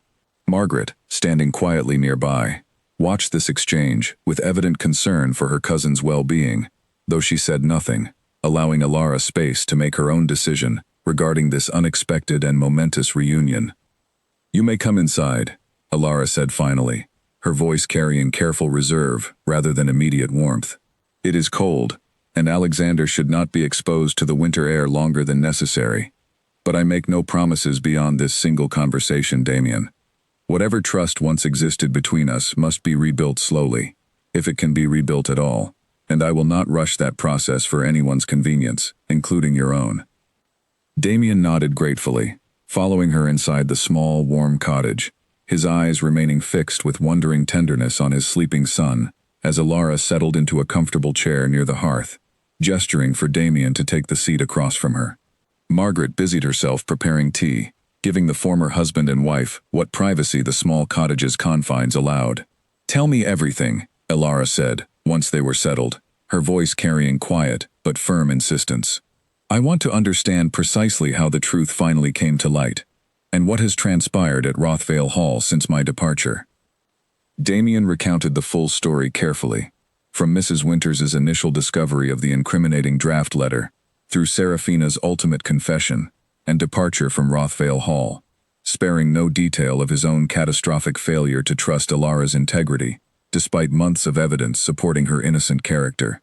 Alara listened in silence throughout his account, her expression carefully controlled, though Damien noted small flickers of complicated emotion crossing her features as he described Seraphina's confession and the full scope of her calculated deception. I am relieved, in some small measure, that the truth has finally been revealed, Alara said, once he had finished his account. Though I confess, it does little to undo the pain of these past months, facing my pregnancy and Alexander's birth entirely alone, without the support and presence of his father. I understand that no apology can fully undo that pain, Damien said quietly, but I hope, in time, to demonstrate through my actions that I am genuinely committed to being present for Alexander going forward, and to earning back whatever measure of your trust might still be possible to reclaim. Alexander stirred in his mother's arms at that moment, his small face scrunching briefly before settling back into peaceful sleep, and Damien watched this small, ordinary moment with such evident wonder and tenderness, that Alara found herself, despite everything, moved by the genuine emotion, so clearly visible in his expression. "He has your eyes," she said softly, unable to entirely keep the warmth from her voice, despite her earlier careful reserve. "He is beautiful," Damien said, his own voice thick with emotion. "More beautiful than I could have possibly imagined, Alara. I am so profoundly sorry that I was not present for his arrival into this world, that you faced such a momentous occasion entirely alone, due to my own catastrophic failure of judgment." They talked for several hours that afternoon, covering ground both practical and emotional, discussing the complicated question of what might come next for all three of them, given the tangled circumstances of their shared history. Damien made clear his desire to support both Alara and Alexander going forward, regardless of whether their marriage might eventually be restored, insisting that his son deserved his full presence and support, regardless of the romantic relationship between his parents. Alara, for her part, remained cautiously guarded throughout the conversation, unwilling to fully commit to any particular path forward, until she had time to properly consider everything Damien had revealed, and everything it might mean for her carefully rebuilt life in Ferndale. But she found herself, despite her careful reserve, unable to entirely dismiss the genuine emotion and sincere remorse evident in every word Damien spoke, unable to ignore the tender wonder with which he regarded his son. As evening approached, and Damien prepared to depart for the local inn, having secured lodgings for an extended stay in the village, while he awaited Ilara's further consideration of his proposal for reconciliation, he paused at the cottage's threshold once more, his gray eyes carrying an earnest vulnerability that Alara had rarely witnessed from him, even during their most tender moments together at Rothvale Hall. "Whatever you decide, Alara, know that I intend to remain present in Alexander's life, and I intend to make amends for my catastrophic error, however long that process may require," he said quietly. "I do not ask for your immediate forgiveness or trust. I ask only for the opportunity to demonstrate, through sustained and patient action, that I am capable of becoming the man and the father you and our son deserve." Alara watched him depart into the gathering winter dusk, her emotions a complicated tangle of lingering hurt, cautious hope, and genuine uncertainty about what the coming weeks and months might hold. She did not yet know whether reconciliation would ultimately prove possible, whether trust so thoroughly shattered could truly be rebuilt regardless of Damien's evident sincerity and remorse. But as she settled Alexander into his small cradle that evening, watching his peaceful, sleeping face with the same overwhelming love she had felt since his birth, she allowed herself, cautiously, to consider the possibility that perhaps, given sufficient time and genuine effort, something good might yet emerge from the wreckage of everything that had been lost. Damien remained in Ferndale throughout the following weeks, taking modest lodgings at the village inn and visiting the cottage nearly every day, slowly and patiently working to rebuild the trust his own catastrophic misjudgment had so thoroughly shattered. He did not push for immediate reconciliation, understanding, as Alara had made clear during their first difficult conversation, that trust broken so completely could not simply be restored through sincere apology alone, but required sustained demonstration of genuine change over considerable time.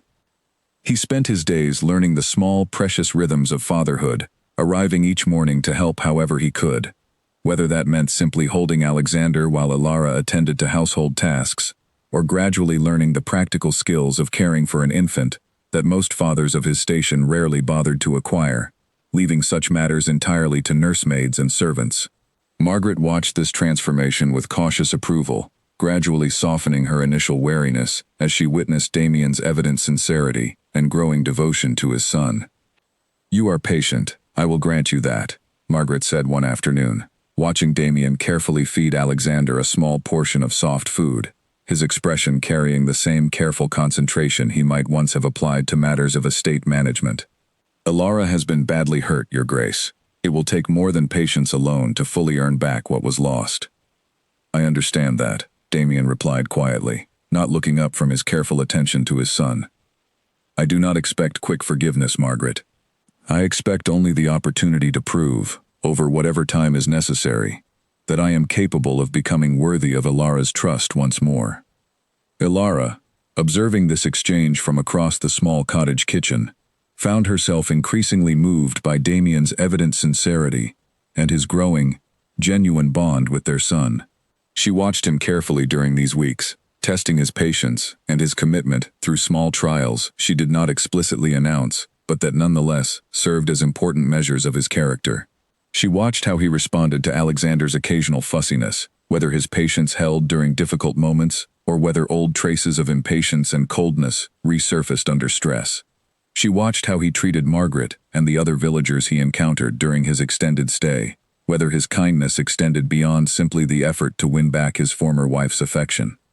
Consistently, week after week, Damien demonstrated genuine, sustained change. He showed remarkable patience with Alexander's occasional crying and fussiness, never once displaying the cold impatience that had characterized much of their early marriage before Seraphina's arrival.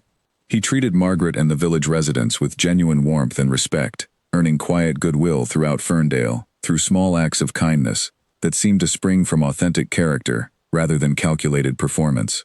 He wrote regularly to Grace and Mrs. Winters at Rothvale Hall, keeping them informed of his progress and seeking their counsel on how best to demonstrate his sincere commitment to change.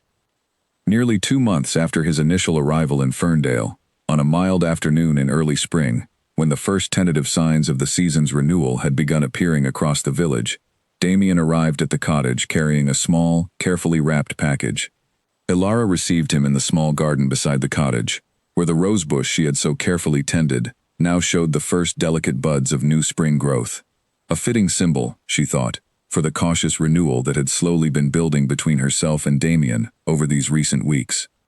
"I have something for you," Damien said, his expression carrying a nervous uncertainty that Ilara had rarely witnessed from the confident, controlled Duke she had first married nearly a year before. He handed her the small package, and Ilara unwrapped it carefully to find a beautiful, simple silver locket, engraved with a small rose design that immediately called to mind the garden they had once tended together at Rothvale Hall. "I had it made in the village," Damien explained, watching her reaction carefully. "I wanted to give you something that acknowledged everything that has passed between us, the pain alongside whatever genuine happiness we once shared. I do not ask you to forget the harm I caused, Ilara. I ask only that you know I carry the memory of that harm alongside the hope that we might yet build something worthy of the connection we once found together." Ilara studied the locket carefully, tracing the delicate rose engraving with careful fingers, feeling the weight of everything the small gift represented. She looked up finally to meet Damien's anxious gaze, understanding, with sudden and complete clarity, that the man standing before her now bore little resemblance to the cold, doubting husband who had so thoroughly failed her months before. He had proven himself, through sustained and patient action over these recent weeks, genuinely capable of the growth and change necessary to earn back her trust. "I have watched you these past 2 months, Damien," she said quietly. "I have watched you with Alexander, watched your patience and your genuine devotion to our son. I have watched how you treat those around you, watched the sincerity of your efforts to demonstrate real change rather than mere words. I believe, now, that the man who doubted me so thoroughly at Rothvale Hall was shaped by old wounds and manipulation that clouded his judgment, but that the true character beneath those wounds is genuinely good, genuinely capable of the love and trust our marriage deserved from the beginning." "Does this mean," Damien asked carefully, hope evident in his voice despite his obvious effort to remain measured, "that you might consider allowing me back into your life, into Alexander's life, not merely as a father visiting from a distance, but as a true partner and husband once more?" Ilara was quiet for a long moment, considering the question with the same careful deliberation she had applied to every significant decision throughout the difficult months since her departure from Rothvale Hall. She thought of the pain of that departure, of the lonely months of pregnancy and childbirth, faced without his support, of the quiet dignity she had maintained throughout every difficulty. But she thought, too, of the genuine tenderness they had once shared beside the fire at Rothvale Hall, of the man who had confessed his love so sincerely before Seraphina's manipulation had torn everything apart, of the sustained, patient devotion he had demonstrated these past 2 months in Ferndale. "I am willing to try again," she said finally, her voice carrying careful hope alongside lingering caution, "not immediately, and not without conditions. I will require continued patience and sustained demonstration of the changes you have shown these past weeks. I will require that we build our marriage this time as true equals, with honest communication and genuine trust, freely given rather than assumed. But yes, Damien, I am willing to consider allowing you back into my life, and into Alexander's life, as more than simply a distant father figure. Damien's expression flooded with such profound relief and joy that Alara found herself smiling despite the careful reserve she had maintained throughout their conversation.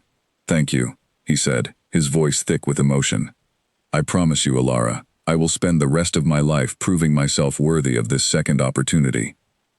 They were married again 3 months later, in the same small stone chapel where their first cold ceremony had taken place nearly 2 years before, though this second wedding bore little resemblance to that earlier, formal transaction. This time, the small chapel overflowed with genuine warmth and celebration, filled with the household staff from Rothvale Hall, who had watched and supported Alara throughout her difficult journey, along with Beatrice and her family from the Whitmore estate, and Margaret, standing proudly as witness to the reconciliation she had helped nurture during those crucial early weeks of rebuilding trust. Alexander, now nearly a year old and beginning to take his first tentative wobbling steps, sat happily in Grace's arms throughout the ceremony, occasionally babbling small, delighted sounds that brought gentle laughter rippling through the assembled guests. When Damien spoke his vows this second time, his voice carried none of the cold, formal detachment that had characterized their first ceremony.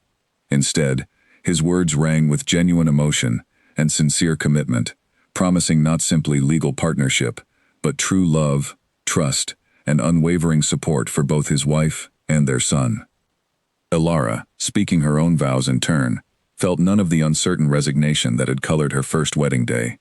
Instead, she felt genuine hope and quiet joy, understanding that whatever challenges might yet arise in their shared future, she and Damien now possessed something far more valuable than the arrangement that had first bound them together. They possessed hard-won trust, tested through devastating adversity, and ultimately proven genuine through sustained, patient demonstration of true character and commitment. Following the ceremony, as they walked together back toward the carriage that would carry them home to Rothvale Hall, Alexander held securely in his father's arms for the first time, as a legitimate, publicly acknowledged son rather than a carefully guarded secret. Alara paused to look back at the small stone chapel where both her marriages had begun. "We have come a long way from that first cold ceremony," she said softly, watching Damien's tender attention to their son with quiet contentment. "We have," Damien agreed, reaching over to take her hand in his own, his gray eyes warm with genuine love, rather than the cold detachment that had once characterized his gaze. "And I intend to spend every day going forward, ensuring that the warmth we have finally found together only continues to grow, for both of us and for Alexander as well." They returned to Rothvale Hall that afternoon, and this time, when the carriage rolled through the familiar iron gates, Alara felt none of the cold apprehension that had gripped her during her first arrival at the grand estate. Instead, she felt genuine anticipation, understanding that whatever challenges the cold stone walls of Rothvale Hall might still present, she now faced them alongside a partner who had proven himself worthy of her trust, and with a son whose presence would fill those grand, echoing halls with laughter and warmth that had been sorely missing for far too long. The household staff gathered once more on the front steps to welcome their returning Duchess, their expressions this time carrying genuine warmth and celebration, rather than the polite formality of that first difficult arrival nearly 2 years before. Grace and Nora stood at the front of the assembled group, tears of joy visible in their eyes, as they watched Alara descend from the carriage, Alexander now toddling unsteadily beside his father, gripping Damien's finger tightly with his small hand. "Welcome home, Duchess," Mrs. Winters said, her voice carrying genuine warmth entirely absent from that first formal greeting so long ago. "Welcome home indeed." Alara smiled, looking around at the grand estate that had once represented such cold uncertainty, now transformed through hard-won love and trust into something far more precious. The rose garden, she noticed, had been carefully maintained during her absence, Nora and the other staff clearly honoring the legacy of care Alara had first established there. She resolved, watching Alexander's delighted, curious exploration of his new surroundings, that this garden would flourish even more beautifully in the years ahead, a living symbol of the resilience and hard-won happiness that had ultimately triumphed over every obstacle placed in their path. In the years that followed, Rothvale Hall became known throughout the surrounding countryside, not for the cold, distant reputation it had once carried, but for the genuine warmth and happiness that filled its grand halls. Damien proved true to every promise made during those crucial weeks of reconciliation in Ferndale, becoming a devoted husband and father whose transformation surprised even those who had known him longest. Ilara flourished in her restored position, using her hard-won wisdom and quiet strength to build not simply a beautiful garden, but a genuinely happy home for her growing family, which eventually expanded to include 2 more children, who joined Alexander in filling Rothvale Hall's once echoing corridors with joyful laughter and life. Seraphina Vale was never heard from again within the circles of Rothvale Hall, her calculated scheme having cost her far more than the position and love she had sought to reclaim through deception and manipulation. And Ilara Ashcroft, once a young woman who had accepted an annulment in silent, dignified acceptance rather than beg for a trust that had not yet been earned, ultimately found that her quiet strength and unwavering integrity had proven far more powerful than any amount of manipulation or deception. She had built, through patience and genuine dignity, a life and love more precious than anything she could have imagined during those difficult early days of her cold, formal first wedding, proving that true happiness, once nearly lost, could indeed be rebuilt stronger and more genuine than before, when given the proper foundation of honesty, trust, and sustained, patient love.